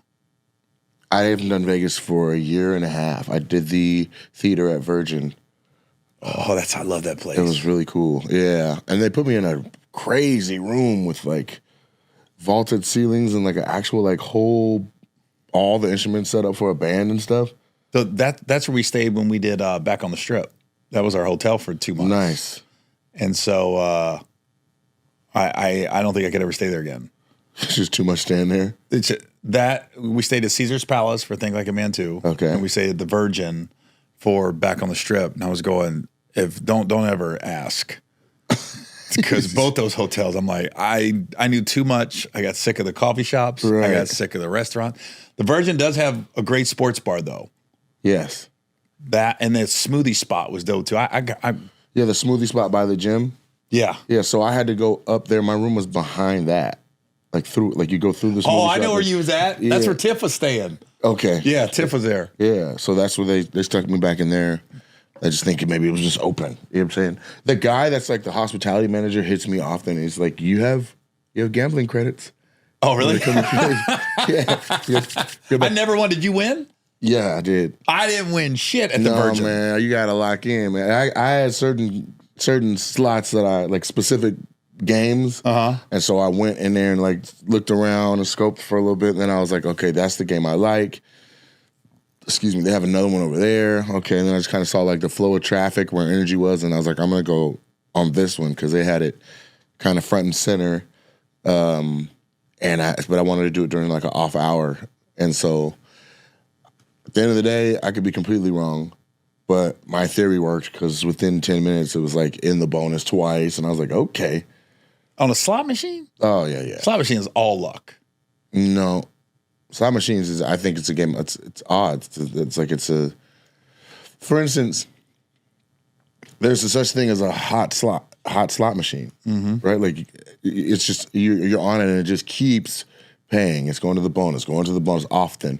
Then there's cold ones where you're like, damn, I cannot get in the bonus no matter how many times I tap this thing. You could be there all night long, go to the bonus once. Somebody next to you is like every other spin. You're like, what the fuck, right? So it takes a lot of self-control to recognize when one is cold and be like, you know what? I'm not going to try and warm it up. I'm going to get up off of this and find one that's hot. And so I can tell pretty soon, like, I can tell if it's about to be a losing night. I'm like, you know what? I'm going to just find something else to do. Huh. I invested in an app that hasn't gone public yet. Okay. And they've partnered with, definitely partners with casinos in Tahoe and Reno. Nice. I don't know about Vegas yet because it's not public. And it's an app for avid gamblers, and will partner with certain slots, and it'll tell you when's the last time they hit. Nice. Because you're still not guaranteed to hit, Right. but you're like, oh, the jackpot hasn't been hit in 8 months. Right. Or a big jackpot like this. Yeah, I'm going to go to it's- that casino and play that. It's due. That's essentially, Yeah. it's due. It's like pool tabs. You know what I'm saying? What is that? Pool tabs are in bars. So they give the bar like a box of these pool tabs. It's a little piece of paper and you literally pull the tab. And under it, you either win or lose. Ain't no scratching, ain't no nothing. You just pull it, pull the tab, pull the tab. So people go buy, like, let me get 50 pool tabs. They sit down, they drink and eat or whatever, and they're just like shucking these things. And Is that then like a bingo halls and stuff like that? Is that what they're at? sometimes, but a lot of times it's in like dive bars. Okay. Right, so you'll go in and you'll see all of the, like, just look around for you. If they have them, you'll see like all, it's like a ton, like they'll have paperwork for cherries and banana. Like it'll leave. Well, I know like, what those are. it's a pool tab. I haven't seen this. You took me back to my trailer park days. Yeah, It took me a For minute. I sure. go, wait, when you said cherries and banana, I go, wait a minute. yeah. You remember? You'll see the shit. They're like, all right, you get 3 cherries as a win. You get the, like, so you're just sitting there. And you just see people like sitting there like zombies, just shucking these pool tabs, but they're talking, how are the kids, and just shucking them. Oh, got one. Well, literally in a box of pull tabs, unopened before the venue even cracks it for the public consumption, is X amount of wins. Right? So, like, it's guaranteed, like, all right, each box has this amount of wins in it or whatever. And so, if it ain't been hit, the chances that it's in the remaining ones are much higher. And this is why there's like an entire, like if you get pull tabs at your bar, like I'm looking into them for the lounge at the club, you have to monitor it because your staff will literally like watch people get pull tabs and not win and be like, yeah, they're like 7/8 through the box, like, shit, they ain't hit the big one, the little one, 2 little ones, a medium one. And then on that thing that says the wins, like it'll say which ones got hit. So there's like X's over the ones that have been hit. So when you see the $1,500 one that still ain't been hit and there's 5 pull tabs left, it's like, shit. One of those is gonna hit. Like, it literally has to, unless they lied about something actually getting hit. When you buy a box like that, though, like some scratch offs, they'll say you could win $100,000. Yeah. So when you buy a box, there's no guarantee you're gonna have a big one in there, right? No, that's the thing. Pull tabs in a box, whatever the biggest one is in that bitch. Right, like if it says there's the 5,000, 2,000, and 1,000, 650s are in there. That's out of, let's see, 5. How big's the box? Because people would just buy a box. It needs to make sense. Yeah. And no, it doesn't make sense to just buy it outright. Like you need to be the one that hits that one ticket. Yeah. No, I'm talking about you could buy the box, about how much the box is. Right, but you at cost. Yeah. Yeah, but it's not going to turn you a profit. The box probably costs like what all the prizes are. Oh, got it. Or probably a little bit more than what all the prizes are, right? So let's say there's that makes sense. $5,000 worth of prizes in the box. Well, one box for me is going to cost, $5,500. So then the business that makes the pull tabs pulls $500 from every box I buy. But then you sell each pull tab in a box that has that kind of prizes for $5. Yeah. And with 5,000 in that box, that's $2,500 you can pull down. You know what I'm saying? Yeah. Like it's just. It works out. It reminds me of when I had my Tuesday night spot in Cincinnati. Chad Johnson, Ocho Cinco, he started coming every week. So we partnered and we called it Chad Johnson's Too Funny Tuesday, hosted by Gary Owen. Nice. And at that time, you were at the level we would have brought you because at that time we brought Lil Rel. Nice. We brought Kevin. Yeah. We brought everybody. Right. It was like Tuesday night in Cincinnati. I'd call them. Most people would be like, I did an off night in Cincinnati, but it was Judy Brown. Judy Brown. She took it from me. At the Levy. She took it from me.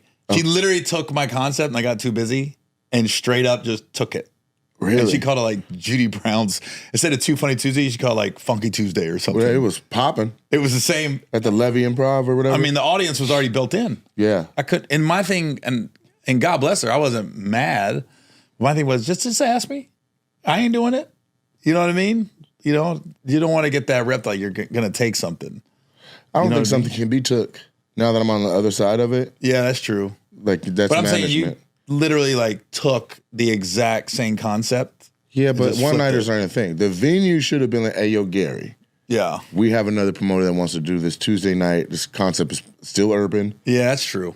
It's just straight up. Yeah. The Improv in Hollywood would not give me a Mo Wetter Wednesdays. Fat Tuesday. You get what I'm saying? Tripping on Tuesday. Yeah, you're right. Because I mean, I chose Tuesday night because when I moved back to Cincinnati 20 years ago, there was nothing to do on Tuesday. And I go, I'm always in town Monday, Tuesday, Wednesday.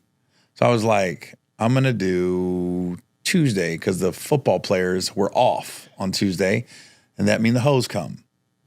You get a couple NFL guys. And then here they come. And all of a sudden the whole team was showing up. Yeah. It was legendary. But anyways, what I was getting at was Chad decided he's going to give away a car one night. Shit. A Lexus. Brand new. Just fucking ape shit.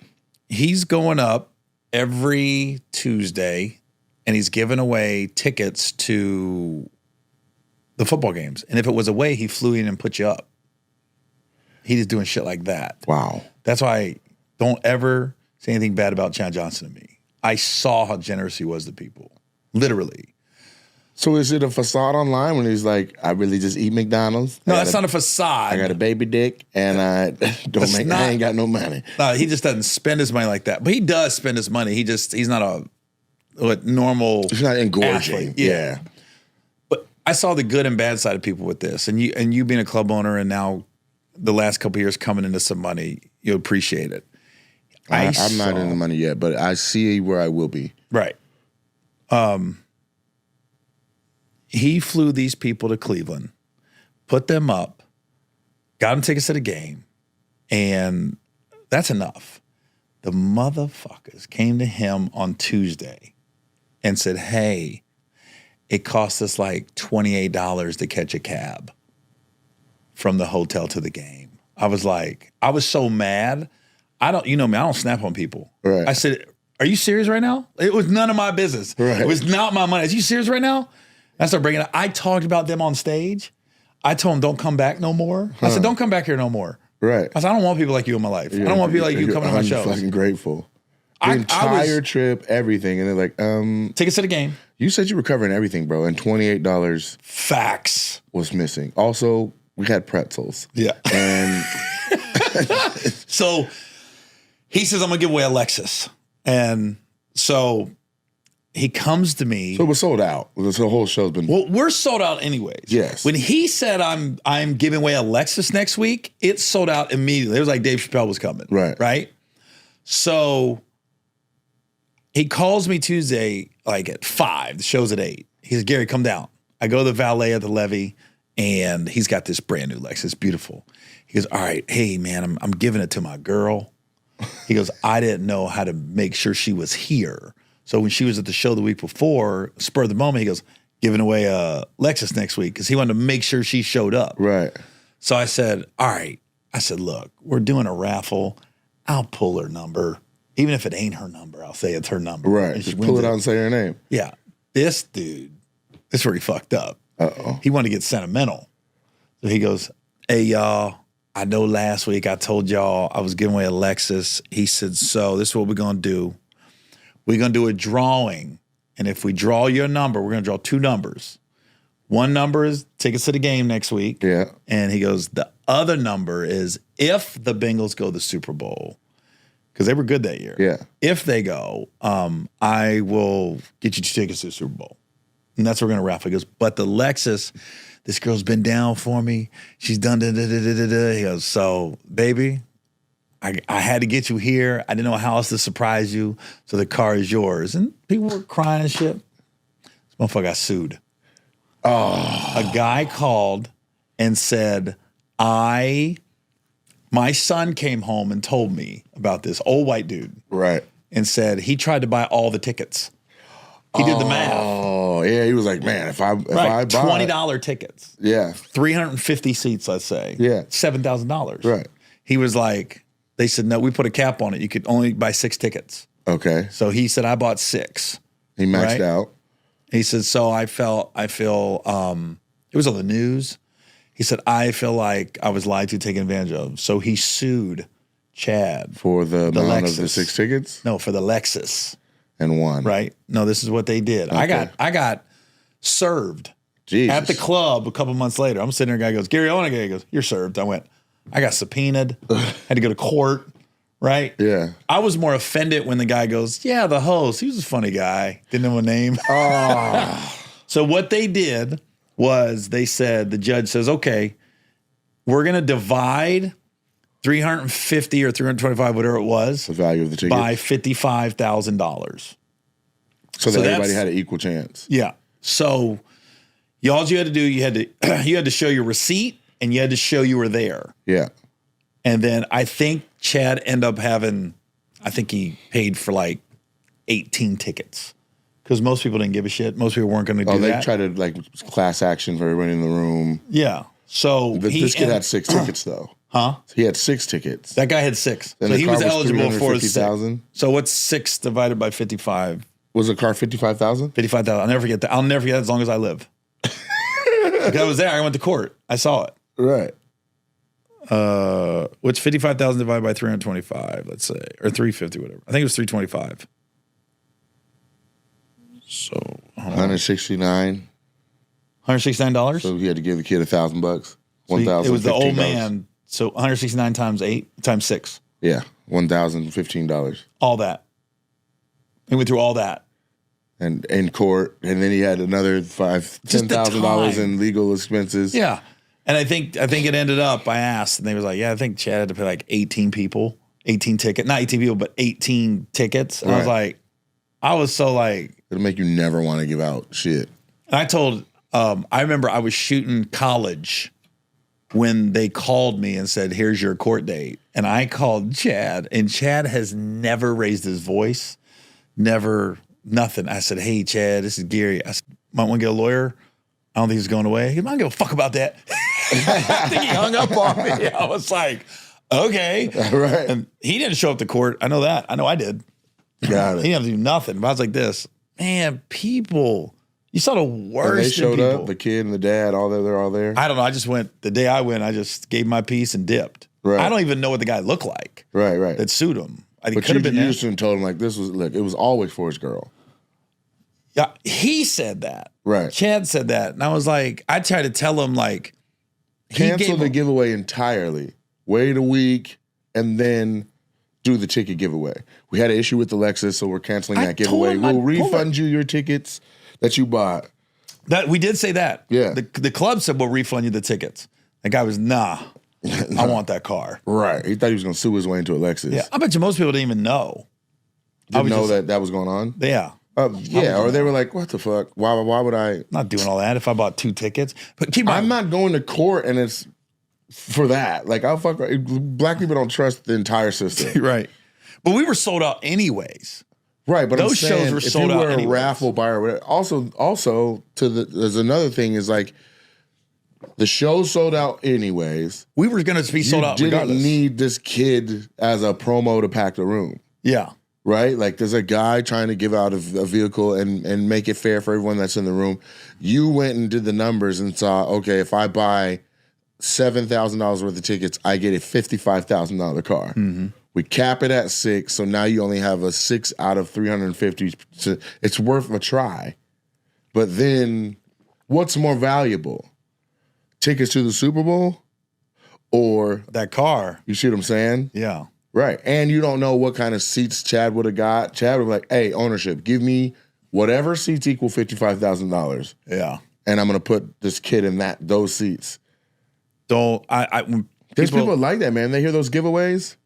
Did you see the It's such an court case where the opportunist, guy though. was, the radio station was fucking around and they were like, whoever gets a tattoo of our call sign on your forehead gets $50,000 or something. Okay. No, we're just fucking around, guys. Don't Somebody do did it? This motherfucker was in court. It was like XKLR. I Was that in just Baltimore? feel like it wasn't very clear. Was that 98 Rock? I don't know. I in think Baltimore? so. I think I heard that story. Yeah. But yeah, the guy was literally, and he had on a hat. And they're like, so like, how far did this go? Like, how much did you believe in the promo? He's like, how much did I believe? How much did I believe? Yeah, it's like, fucking, Listen, people are out here, man. Like opportunists, desperate. he was That like, shit. he's like, I was washing my car. I heard him say it. And I just grabbed my keys, went to my tattoo buddy. I was like, bro, told him what was going on. Argue with him where he was like, why the fuck would they do this to somebody? It's not real. Call the station. I ain't calling shit. I'm going now. I ain't got time to call him. Tattoo on his forehead, shows up at the door with the cellophane wrapped around his head over his tattoo. They're Listen, like, holy shit. if it sounds too good to be true, it probably is. Like, Yeah. they're going to give away $100,000 if I get a tattoo on my head? Come on. I'd imagine it's possible. Depend on the radio station. Howard Stern, maybe. But the fact The that he local ran off while station? they're like, we're most definitely playing. Like, so that's how they got out of it. The radio station was like, it's a 30-second ad. And we were playing, like, we'll play the snippet, it plays out loud. And it was like, man, people out there will do anything, man, for anything. They think, hey, you know, hey, we'll give you $50,000, you get a tattoo on your forehead. Yeah. Hey, by the way, don't do no stupid shit like that. He was like, yeah, I cut it off right after they said. That's not their fault. Right. God, what an idiot. So there he was. So the judge awarded him the amount of money it takes to remove the tattoo from his forehead. It's fair. Yeah, but tattoo removal leaves like an ashy, weird spot. So he still has. Yeah. Exactly. Stupid motherfucker. He got to try and get it covered or something. There's a guy out there right now with 4 letters on his forehead, faintly People are stupid. on his ugly. forehead. Ugly and stupid, man. I did a giveaway one time that I low key regretted. So, I think I was on TikTok Live or something, and I'm like announcing my dates, just like, you know, 'cause I already started pushing the dates. I'm like, yo, I'm going on tour. Da, da, da, da. I'm like, you know what? Let's do a giveaway. Let me give away a couple of tickets to a show.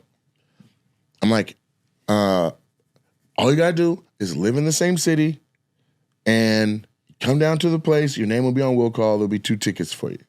I'll even make sure that they're in the roast zone, right?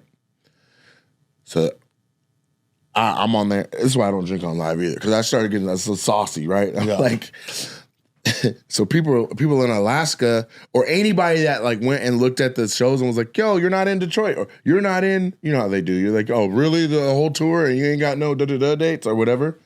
So I didn't have anything in New Mexico at all.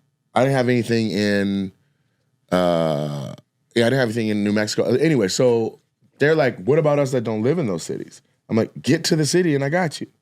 They're like, Nate, get him to the city. I'm like, what do you mean get him to? Oh, you guys mean like an all expense paid, just get like fly you in, all that kind of stuff? Like, yeah. Fuck it. Let's go. What were you drinking? I don't know. Courage. Shit. Courage by Ciroc. I did it. And so it was so crazy. Like I did it and then I was like, let's do another one. Like I did 2. The first girl couldn't make it. The second lady could. She was cool. She was actually really pretty. Married, pretty, real estate agent. So they did it, but I was like, that was too much responsibility. Like I struggled with the couple that couldn't make it. Like I struggled with trying to make, because they're like, we can't make it. Can we do another one? And so I was like, I already extended myself. I already bought the shit. I already all that. Like, so I think at the end of the day, the couple that couldn't make it, they got like a travel credit for, I don't know, $600 just in their account somewhere. Because if you buy a ticket for someone, they have to give the credit back to you. Okay. And they just sat on it. So there's a couple out there with $600 to go. I hope they went somewhere that gave them relaxation. But then the other lady showed up. And what was cool about her, she showed up. She was cool as shit. She brought her homegirl who had like the same like dope energy. They showed up to Phoenix, I want to say. And they were hella cool. Like they were like middle-aged, little, I don't want to say middle, I don't know what middle age starts at, but they were like, let's say they were like 39 to 48. Like, and they'll always come see you now. Yeah, like sexy older white ladies. And they showed up, but then they made their boyfriend, their husband and the boyfriend of the other girl, they came and they had to pay. Yeah. So I was like, you get it. She's like, yeah. I'm a realist. Like, I know you were trying to like show love and all that. She's like, but this was a great time. We had fun. And I'm like, man, let me get you some drinks. So I like walked them over. So they flew from Seattle or where they fly from? I don't know. Oh. I don't know. Somewhere hot. I think they went from Austin to San Diego. Yeah, they weren't related to those people that came to Chad. No. Not at all. But there's people out there that are even like that are really like that. Like they literally are looking for a promo. Like there was somebody that sued McDonald's because they just were like, I don't think there's a Broadway and a Park Place in this fucking McDonald's. Like I don't think. What about remember the lady that sued McDonald's for spilling the coffee on her? Yep, and won. Hold on. That was the funniest. I was watching the Tonight Show and I can't remember the comedian's name, but that was one of the funniest jokes I heard on that. Mm-hmm. He goes, yeah, there was a 80-year-old lady who had coffee spilled on her lap. I go, and she sued McDonald's and won like $3 million. He goes, let me tell you, there's no 80-year-old lap worth $3 million on earth.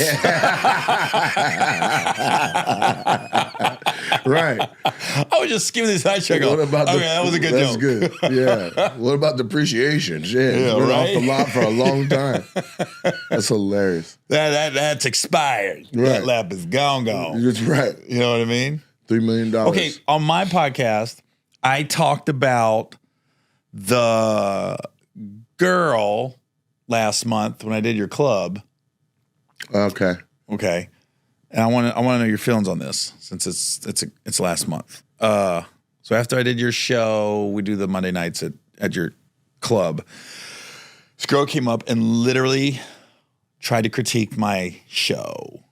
And this lets me know how clueless people are. It was probably the joke that to in my real set right now, not riffing, my real set. Yeah. It's my favorite joke to tell because it's not a joke, it's a story. Okay. And it's like almost 10 minutes long. Yeah. But the payoff is so good. Mm-hmm. But I can't believe this lady came up and goes, yeah, the deaf girl, you lost the crowd. you shouldn't have did that. And I'm going, what show was you at? Nah, that was rocking. Rocking. Yeah. And the payoff's so good. And Yeah. I've never heard a joke like it. It's a real story. And it had callbacks. Yeah, it's a real story too. So I'm going, I go, why do people, I try to tell people all the time, if you've never been on stage, do not tell a comedian what he shouldn't talk about. Or if you've been on stage, I've gotten tags from open micers. And I'm like, I'll listen because you've put yourself out there and went on stage. You're Yes. in our world. I had an opener in Marco Island, Captain Brian. A hell of a button on a joke about 5 years ago. Okay. And he just came up to me like so humble. He goes, hey, Gear, I don't want to overstep anything. He goes, but I can't remember what the joke was. But that joke, he goes, man, maybe if you just say this at the very end, psh, he goes, I think it'd be, and he really went this, he goes, psh, I think it'd be a nice little button on it. Next show I tried it. I was like, oh, Damn, shit. it didn't work? No, it worked. Oh, okay, I was okay. like this. I was like this. Oh, shit. I said, I got me appreciate you, one. bro. It was a nice little, the joke already got a laugh, but it like put a nice little exclamation point on it. Yeah, that's beautiful. But I don't know why people do that. I would never go to like Joe Burrow and say, yo, man, when you're People when do you're that shit if you get the ball out 1 second earlier, bro. yeah, when you got an eight yard out, Yeah. he goes, you open up your hips too fast. Close it in. And that's what I can relate it to because I think someone like Joe Burrow, Tom Brady, they would listen to their backup. They're watching film together. Right. They listen to them. Yeah. They're doing it. Even though not at their level, they're still doing it. Same thing. I'll listen to an open micer. Yeah. I don't know why people do that. I don't either. Like, we're not going to listen to you. There's no way I would. I can't keep from what I hear. Like if you say it, obviously I heard it. I don't know if I'm gonna adhere to it.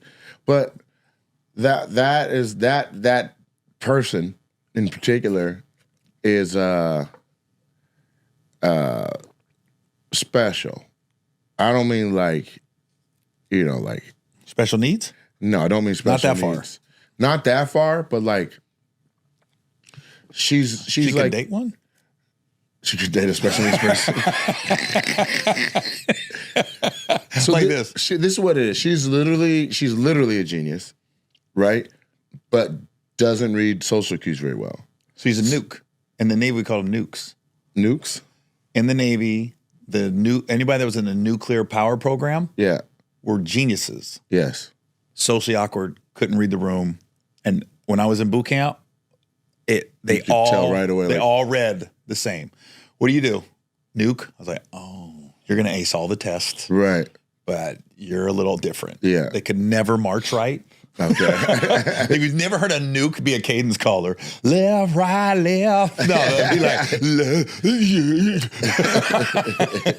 So she would have been a nuke if she was in the Navy. So she's very assertive, very opinionated. She's gonna tell you what she thinks and then doesn't give a fuck how you process it or if it was welcome. Doesn't ask if you want the information. It was so. But I like to keep some nukes around. Okay. Why? I think nukes make you better. Yeah, Like you got to your- deal with a little Your bit. jokes or a person like no, in life? No, like just they're looking at every fucking thing. They're sponges. They see it all, and then Okay. they're like, "I have an unfiltered 7 cents for you." Like, what? 7 cents?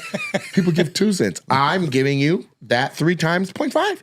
So Okay. 7 cents are coming. Are you ready for my? You know what I'm saying? And then if they've ever gotten to a place in life where like people actually do respect and appreciate the nukism or like the genius of it, then people take their word for gold. They not know on it's liquor.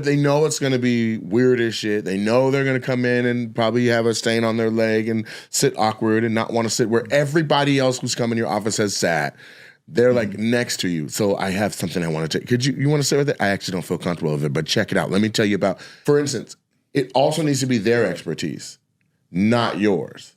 That part. Does that make sense? Yeah. Yeah. So if it's in a field that they've like given like all their life to, the thing that they are experts at, almost everything they say is like just like a drip of gold.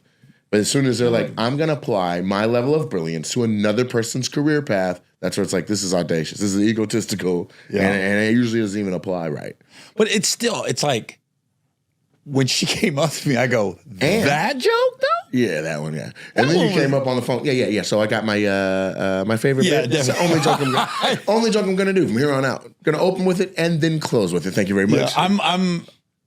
Yeah, that's I would say that's one of my superpowers is to be very subtle and throw shit back in people's faces and have them go, did he just walk in and do that? So me walking in your bar and she stand there and be like, yeah, that joke killed the night. Right. Yeah, it's now my closer. Thanks, bud. Fake phone call. I don't know how subtle that is, but yeah, you definitely got some get back. But I would say, I keep a nuke, man. But it needs to be their field. Like, that's the best accountants. That's the best coders. That's the best, Fortnite. Players. Or let's say like you're new to Twitch and you need to set up everything. Oh. A nuke is gonna be like, yeah, here's everything you need, every single link that you need, right? And then they help you and it's precise. And then outside of that, they're like, but for dinner, what you should eat is. So you're like, fam, let's stop it at that. I've already got you monetized. Because I'm not eating stuffed rutabagas. Like, so what kind of advice is that? Yeah. So also, here's another thing that like they don't necessarily understand. Now this is a socially awkward genius, but they don't necessarily understand. They could because they look at it enough, study it, and then get it and understand it. But unless you live and do like being on stage and selling a bit, like pushing a bit, you don't know how it is possible for us to say something fucked up or something disagreeable, but with enough personality, with said the right way, people take it. Mm-hmm. They don't even understand that because if they said the same thing with no charisma, they get blown up every time. Does that make sense? And that's good comedians. You'll see comedians else. They're just mean. Yeah. Good comedians take something that anybody else would say could be deemed as mean or be deemed as punching down. Mm-hmm. And the way we word it and the way we deliver it is like, oh, it's very inclusive. Right. Sometimes hot button topics right now, obviously special needs, trans, any kind of disability. Mm-hmm. But that's what we do without punching down. Yeah. Very inclusive.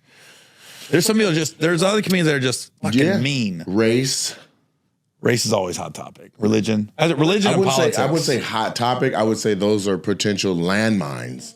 Yeah. You know what I mean? Abortion. If you got an abortion bit, that bitch better be written perfect. For real. And even then, a drunk person's gonna miss the idiosyncrasies of how you got this bit out and desensitized before you said each and fuck all that.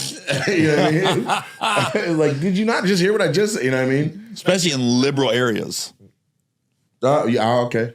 Ooh. Potentially. I feel like you add a little liquor to anybody. It doesn't matter.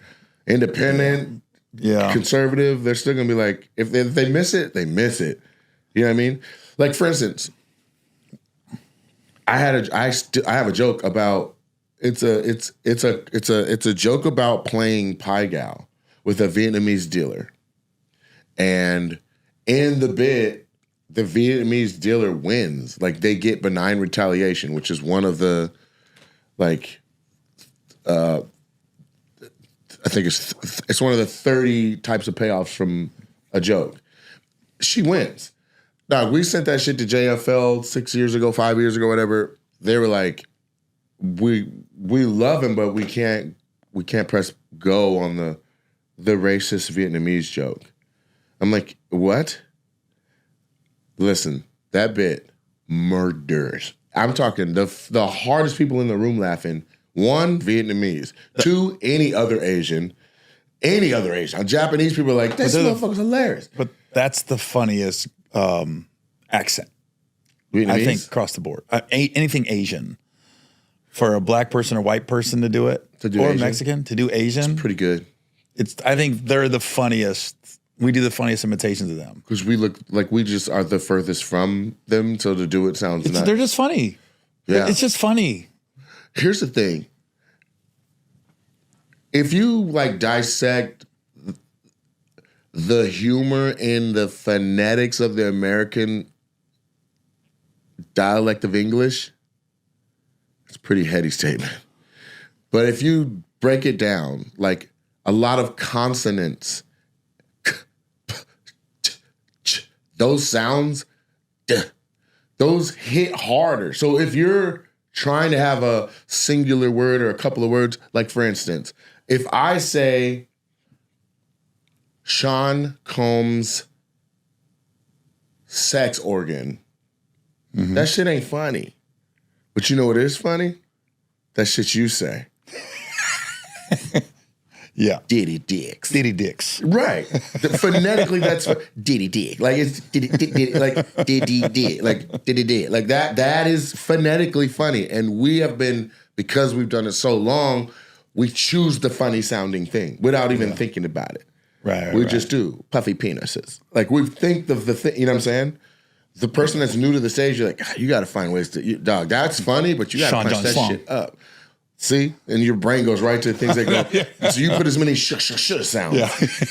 Right? Sean John Slong. Right, but the person that's not on stage that doesn't do comedy won't even think to do it that way. Right. And if they did, they probably fuck around and say it early and not even know when to say before knowing that Diddy Dick's got to be the last line. Yeah. Right? So where I say that to say it is not a far bridge to a lot of the sounds in like Chinese accents having a lot of the same phonetic humor to it. And then you literally don't look anything Asian. So when you do it, and if it's dead on, one, the Asians know, damn, he actually got that shit right. Like that really sounds like us. Right. Two, that motherfucker's just funny. You know what I'm saying? Then three, it's like that sound coming out of that thing is crazy. Like if you saw a hippo roar like a lion, you'd be like, what the fuck? Right? You see what I'm saying? So that's like you're watching a 300-pound black guy sound like a 110-pound Asian lady. You're like, what? And it's dead on. If you close your eyes, you're like, that motherfucker sound like the dealer. There's a respect to it, and then there's a humor to it. Also, there's a certain amount of deep you can go into it before it's like, hey man, hold up. You know what I'm saying? Like as long as it's surface level shit, like they'll rock with you. And so I could not believe the institution of funny, at that point in almost any comic's career, that's a caveat. That's a ranking. You know what I mean? I'm like, you guys don't see that? Mm-hmm. Did you listen to the bit? Yeah. And they're like, yeah, but we listen with the ears of the Canadian audience, and they might not come with you on it, and we can't do might. I'm like, all right, didn't book me. I ended up going through the Kevin Hart LOL thing.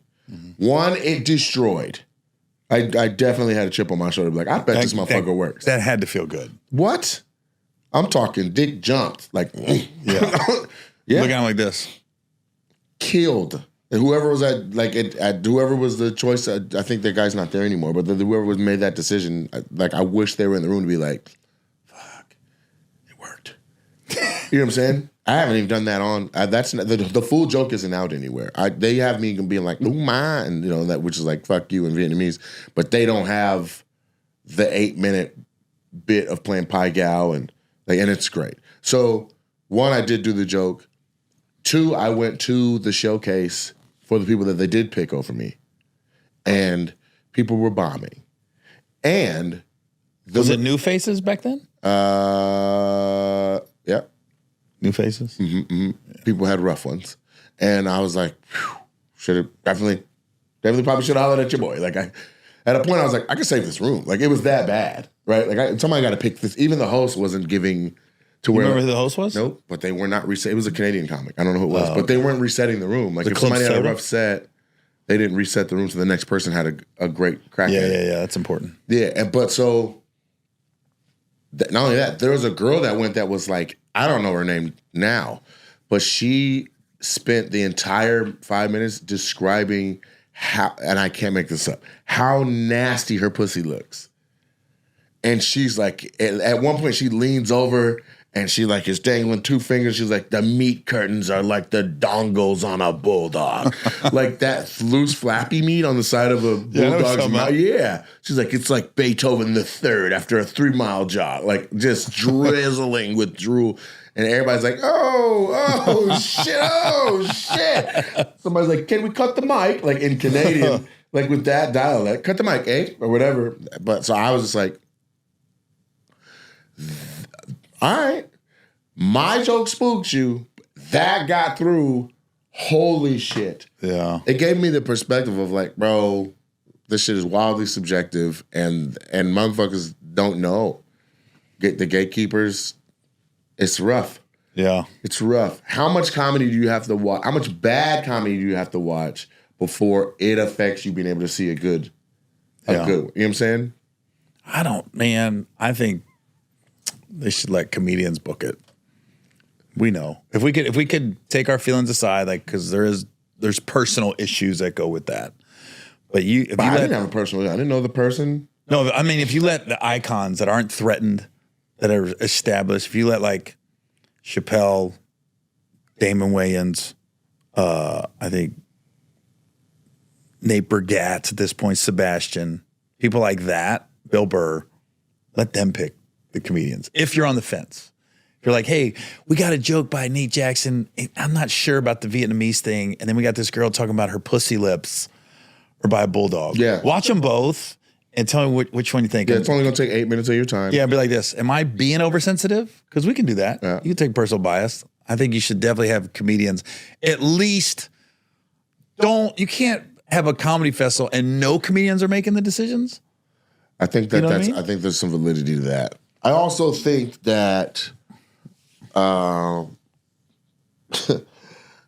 there should be a space at the festival for the people who you were kind of that if they even make it that far in the process, right? Like if you are all right, here go watch option A, option B. Tell me what you think. Oh, option A, bet there should be something for option B, right? Like I literally pitched and did at Moon Tower a whole showcase called Overlooked.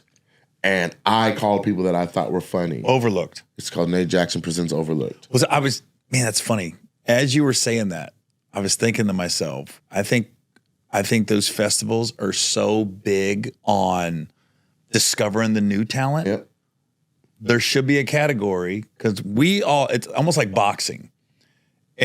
Boxers know we always hear about this people getting avoided. Someone like a Winky Wright. Yeah. No one wanted to fight. And then Right. Fernando Vargas said, I'll fight him. And then everybody went, who the fuck is that? Because he was fighting all those boys in Germany Yes. and England. Yep. And Winky Wright came over like, everybody like, whoa. But boxers knew. Yeah, but the public know didn't. they're sparring like that. If he ever get a light on him, Yeah. fuck. Same way with comedians. There should For be. sure. There should be That's how they use and nobody's ever said it. I've never heard it said or encapsulated in a way where the one time it's a bio about Keenan Ivory Wayans or it's about A Living Color or something like that. And Robert Townsend was talking. And he's like, listen, there's a cohort of us all grinding, all making content, all writing, all shooting, all putting whole movies on our credit cards. We're all trying to get this shit done. When Fox called Keenan, we all knew, like, he's fucking out of there. Like, you take that brain and put it over there at that, gone. And it gave us decades of culturally influencing comedy. It still holds up to this day. What? Still funny. The talent he's found. So I haven't seen that sentiment capped. Like, I know I'm one of them ones that if I get the right lane, it's out of there. Dave Chappelle, obviously. It's like, all of a sudden you're like, damn, there's just this big ass wave of dope shit coming up. Is it? It came out of nowhere? Right. You know what I'm saying? So track and field is that same way. There's somebody that was just fucking around at practice and raced the fucking state champ and dusted him. Right. Or if there's somebody in the hood that getting 30 buckets at the park, but fucking is like, I can't take a standardized test for shit. And then you fuck around and see them, they're like, oh shit, they put him on a team in Europe. That What about team is under the Lakers. It's almost He's like, gonna be I promise that guy's gonna be you know what I'm saying? You see it. Have you ever heard of Hook Mitchell? No, is that a real person? Yeah, it's Bay Area legend. They said back when Gary Payton, Jason Kidd, when they was balling, they go, nobody was fucking with Hook Mitchell. Really? But drugs got him and crime. But they said he was like 5'10", Yeah. and they'd park a car, Jump over the car. dunk it. They go, he won every dunk contest in California. Wow. And they said Brian Shaw, remember Brian Shaw? Yeah. He said when he was in Sacramento, they had a celebrity game. There was a dunk contest. And Brian goes, get Hook. But he had a bigger plan. Brian was like, I want these NBA dudes See him. to see this dude, Yep. to see if there was anything there, right? And he showed up fucked up. And he was like, fuck. And he went to jail for like stealing a purse. So I should look him up. They should make a movie on him, but it'd be a tragic movie. Yeah. And there's been a documentary, but And then he aged out of even. yeah, now he's aged out. But they said back in the day, they said ask anybody, Peyton, Kid, that whole era. They Hook Mitchell. Nobody was fucking with Hook Mitchell on the playground. Wow. It was like, yo, Yeah. but it's similar. But there's people like that in every thing. Like I said coding before, but there's like the nerds know the nerd. The Yeah. nerds know the nerd that's like, fucking dude, have you seen this person code? Like we would code 24 hours and that guy would be done in 8 minutes. What happened to him? Yeah. It's almost like you hear about these actors that we don't know about, but they're Broadway trained. and they Brilliant just- actors. and Yeah. it's like, And then when one gets that spot, boom. You heard the thing with Denzel and Chadwick Boseman? how Denzel was the scholarship that he didn't know. Yeah. Chad never told him. Well, And he finally did, yeah. on the Ryan award saw show. Ryan But the Coogler first say time that. he met him, he didn't be like, "Hey, No, man." many times. Huh? Many times. He waited until Yeah, a I'm saying he particular never time. like the first time he met him was like, "Hey, man, I'm this guy." He Yeah, waited. because that's an in. Everyone around Denzel's like, what could I say to have a conversation? Chadwick had it Yeah, in his back. Hey, I'm the guy that da-da-da, like never said it. held it. Hell, maybe he felt like, I'm not at the point of my career where it would seem like it panned out well.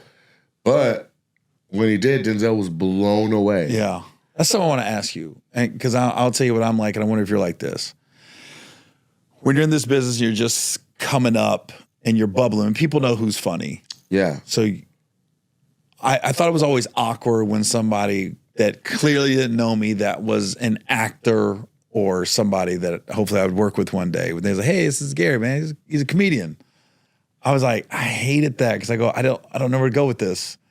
Because if they don't know me, I'm talking about on my way up. Yeah. I never wanted to be like, I'm like, hey, yeah. Right, you know what I right, mean? right, right. I remember Keenan did that with Richard Pryor. Did you see that? No, what did he do? What happened? They did a tribute to Richard. Okay. This is probably like 92, 93. So Okay. he wasn't debilitating, but he was getting sick. Yeah. And Keenan goes, yeah, I met you one time, but I never wanted to meet you. He goes, because you were my hero. You were my icon. He goes, I wanted to meet you when I had a body of work that I could show you, Something respectful. to show you what I am. Right. And Keenan goes, so Wait. Keenan said that to Richard Pryor. So then Richard Pryor said something back to him? This was on an award show. Keenan, it was honoring Richard. Okay, so he just talked. He's just Okay, okay. talking. So he said, Richard Pryor, my name is Keenan Ivory Wayans. It's nice to meet you. That was fucking cold. Yeah, man. This was when Living Color was popping. He was like, so And Richard was like, who's this nigga? I never, such a, but Richard was like, oh, he was Yeah, pumping and yeah, shit. yeah. But I was just like, I said, I get it. But here's what I believe. I believe everyone's watching. Everyone's watching everybody. Now Social media for sure. different. But back then, you get to LA, nobody knows Everyone's you. watching everyone. And Okay, but how many times have you been somewhere with more established acts as a once you had, let's say, arrived, and they're like, who's coming up? Who's hot? How many times have you had your own agent be like, who's out here? Who's making noise? Mm-hmm. Your manager, hey, do you know who's popping right now? They know talent by talent. That is how they pay for homes, private school for their children.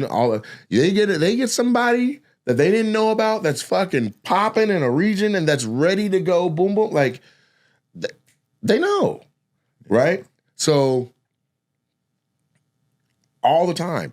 So then my thing for why I wanted to do Overlooked is I'm like, I see you. yeah, and Like, you've been fuck. grinding. Not only have you been grinding, you're a killer. Everyone let me tell you something.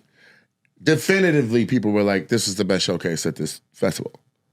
That was All my acts. What was went the up. festival again? It was Moon Tower, Austin, and it was a great festival. Oh yeah. I did a show that I did one overlooked at right downtown in the heart of the thing, and then I did another overlooked at the comedy club. Cap City? Yes, packed, balcony packed, and the acts were crushing. Like they were going on stage like, you know when you introduce a motherfucker like hand me this bottle of water, and you're going on, no, hand it to me, like your introduction. Hey, you got it for Nate Jackson. Thanks, man, appreciate it. This is how they were taking the mic. Pass it back. Hey, give it up for Nate Jackson. Fuck it. So listen, I was like, yeah, let me go. And they were like, bow, bow, bow, bow. Thank you, good night. Like, and then I go like, fuck. And while it's happening, we're in the green room. The next ones are all pacing. They're fucking like because What about- it literally fed to the spirit of I'm dope at this shit. They don't see it. I'm gonna show them why. The chip on your shoulder. It was chip on your shoulder.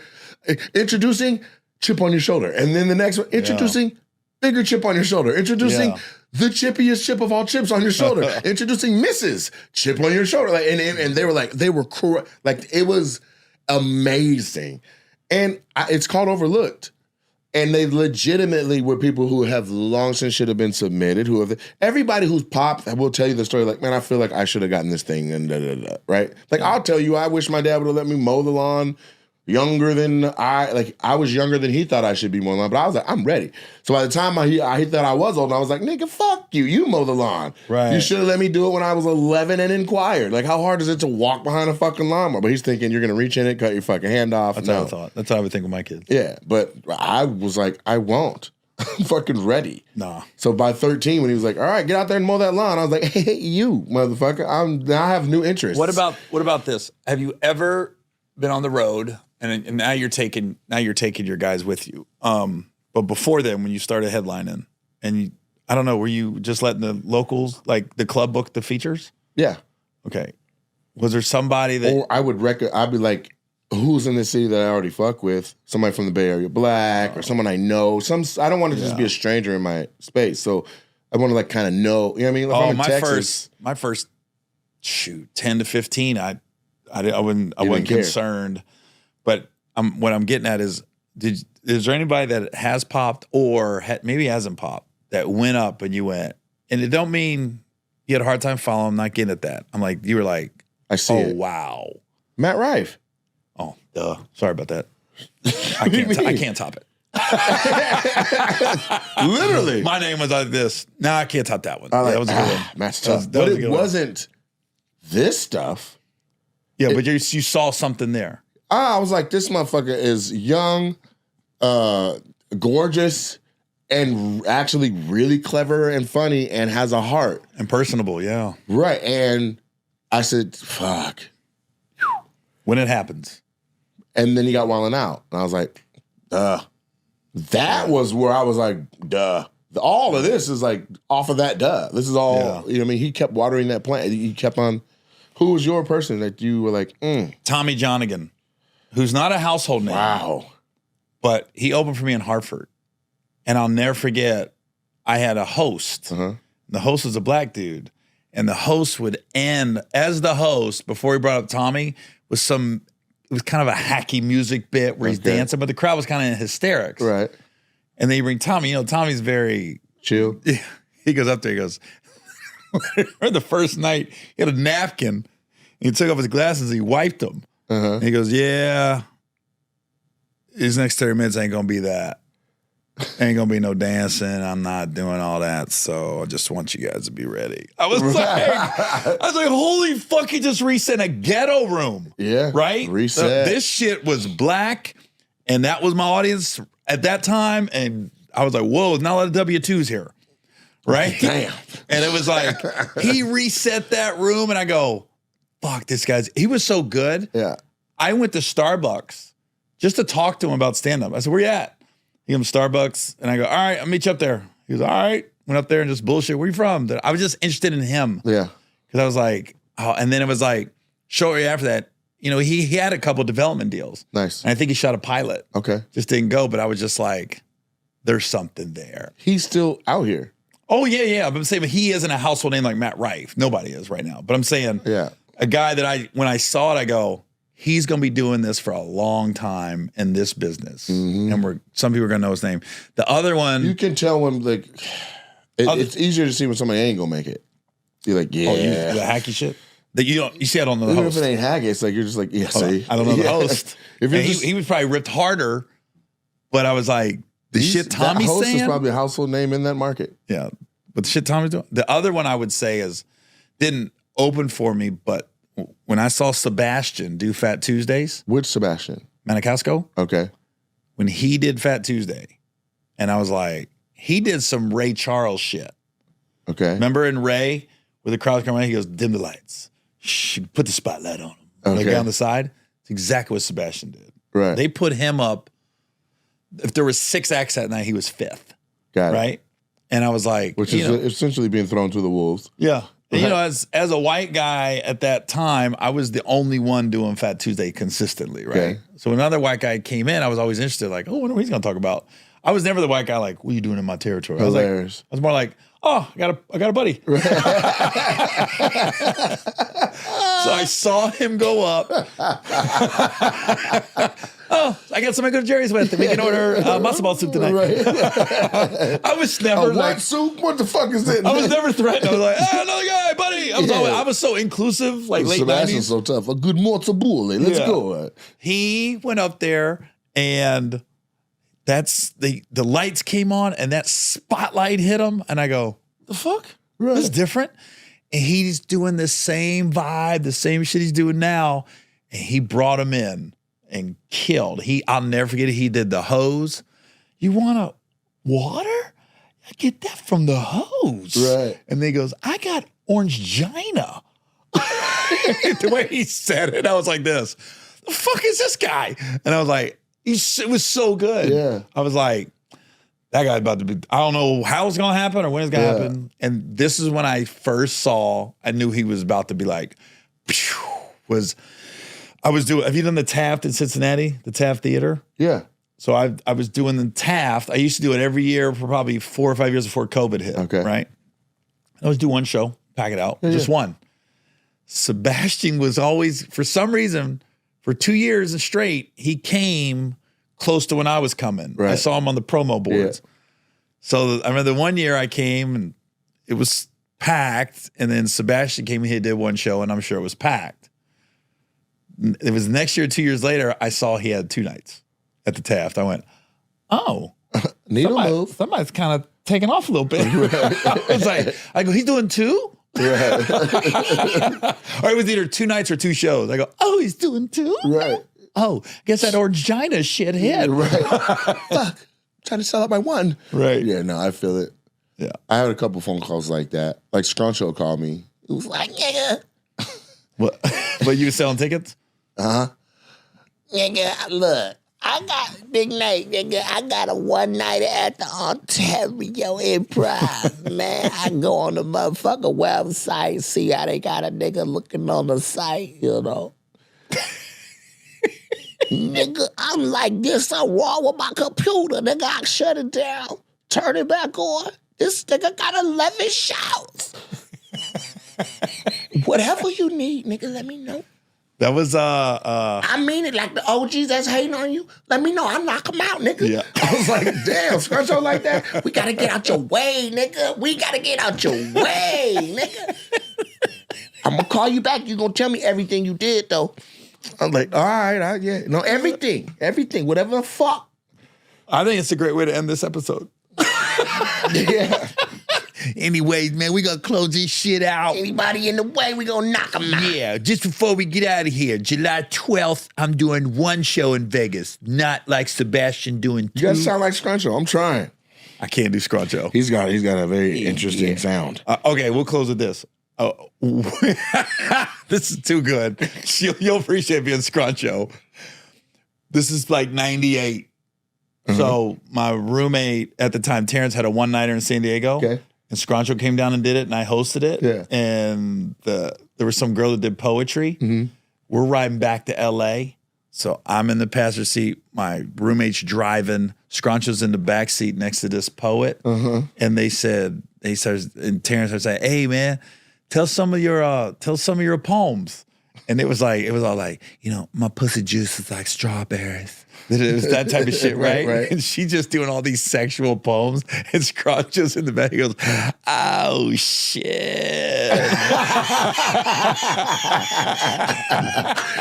She took him there. Yo, he was hyping her up. He goes, "Oh shit, yeah, strawberries." I'm a berry man myself. Oh shit. I like a good I'll never strawberry. forget he was in the back. Oh shit, That's funny as fuck. All right, y'all. This episode brought to you by Scruncho. Yeah. Look, but for me, LA, the 27th, the 28th, San Francisco, Masonic Theater. So those are the dates. Go to NateJacksonComedy.com, get your tickets. Man, oh yeah, mine's GaryOwen.live. And make sure you check out Get Some, and make sure you check out Opinionated. Boom. There you Peace. go. Later. जिन जाने को ना कोई माने करिए रे या जान भी आखिर कमजोर होवे जिन जाने को ना कोई माने करियो रे या जान भी आखिर कमजोर होवे सदों बादशाही भी कायम नहीं रहती सदों बादशाही रे कायम नहीं रहती नहीं एक दिन गोरे सदों जोरे होवे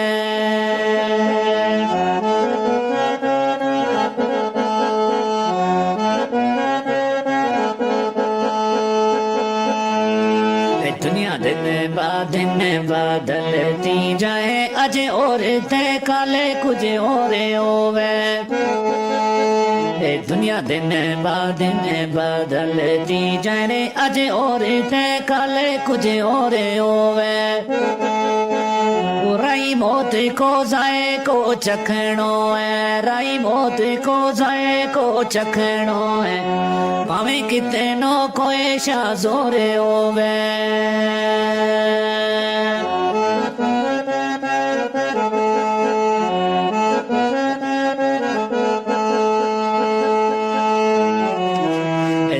जोक मोरे मगी शोक दिल महा कद नबी गो पाक दरबार देखो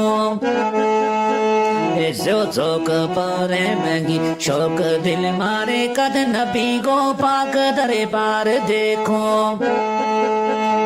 दोस्त रबे गो खास हबीब प्यारो दोस्त रबे गो खास हबीब प्यारो अखा नाले हूँ वीरे एक बार देखो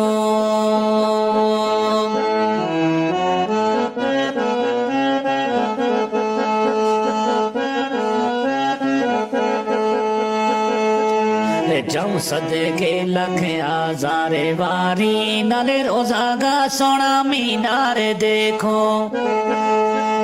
जाऊं सदके लख आजारे वारी में नाले रोजागा सोना मीनार देखो अल्लाह दे तौफीक इकबाल एक बार अल्लाह दे तौफीक इकबाल एक बार जगे बंगला गारे चमकार देखो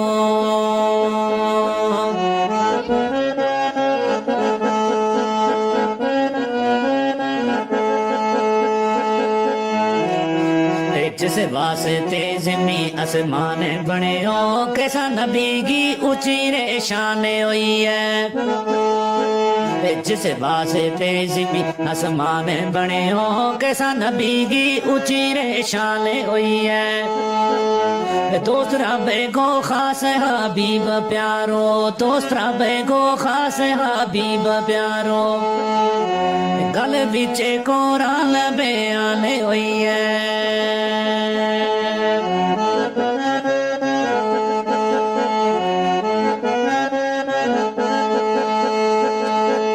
रुतबो दितो खुदा ने आप जिसना ऊपर नाज़िल के ताबे कुरान हुई है रुतबो दितो खुदा ने आप जिसना ऊपर नाज़िल के ताबे कुरान हुई है इकबाल उम्मत नारे बख्शान बसते इकबाल उम्मत नारे ओ बख्शान बसते सोना नबी के हाथ को माले हुई है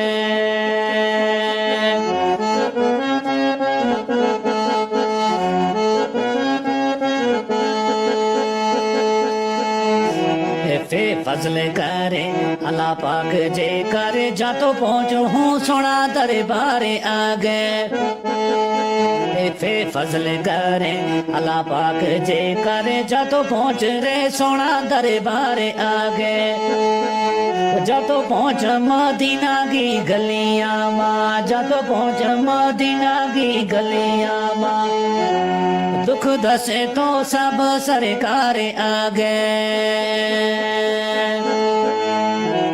دس لے تورے آلے حوالے اپنا سر دکھ درد سارا آزار آگے